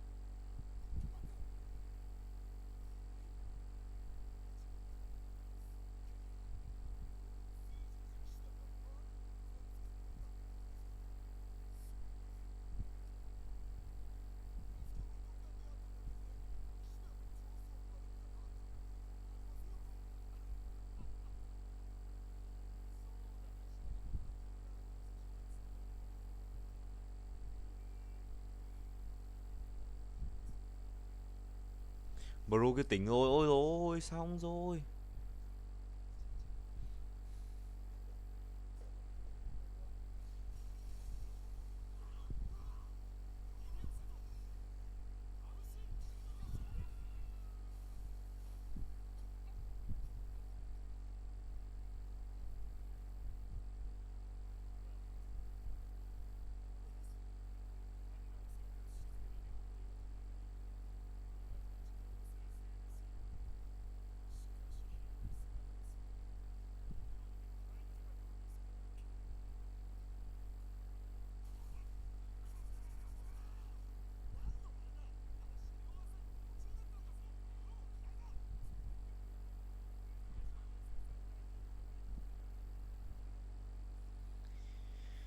Hay ra cứ cần xách cái đồ à?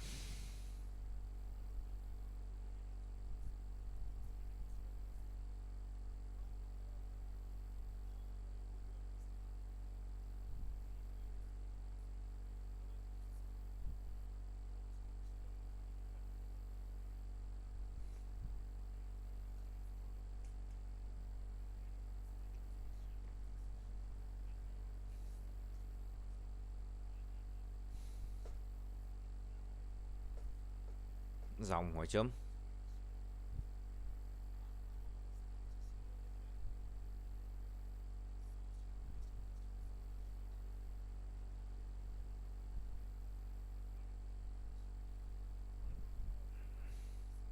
Ba lò là cái gì? Ai à.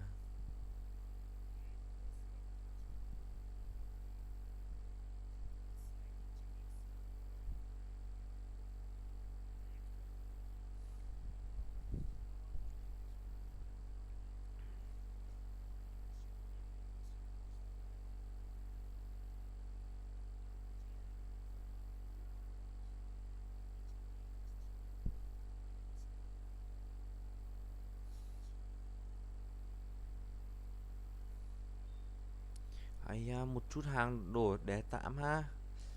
Mặc dù tái tạo thì vào nhanh hơn nọ.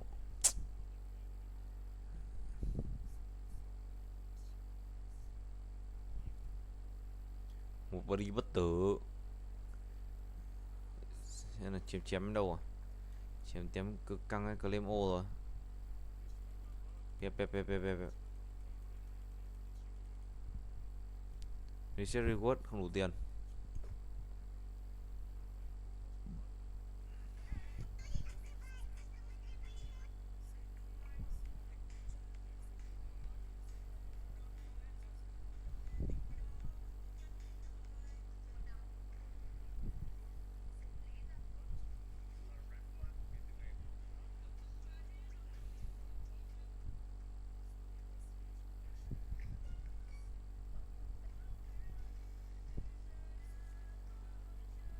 Ok, cực bên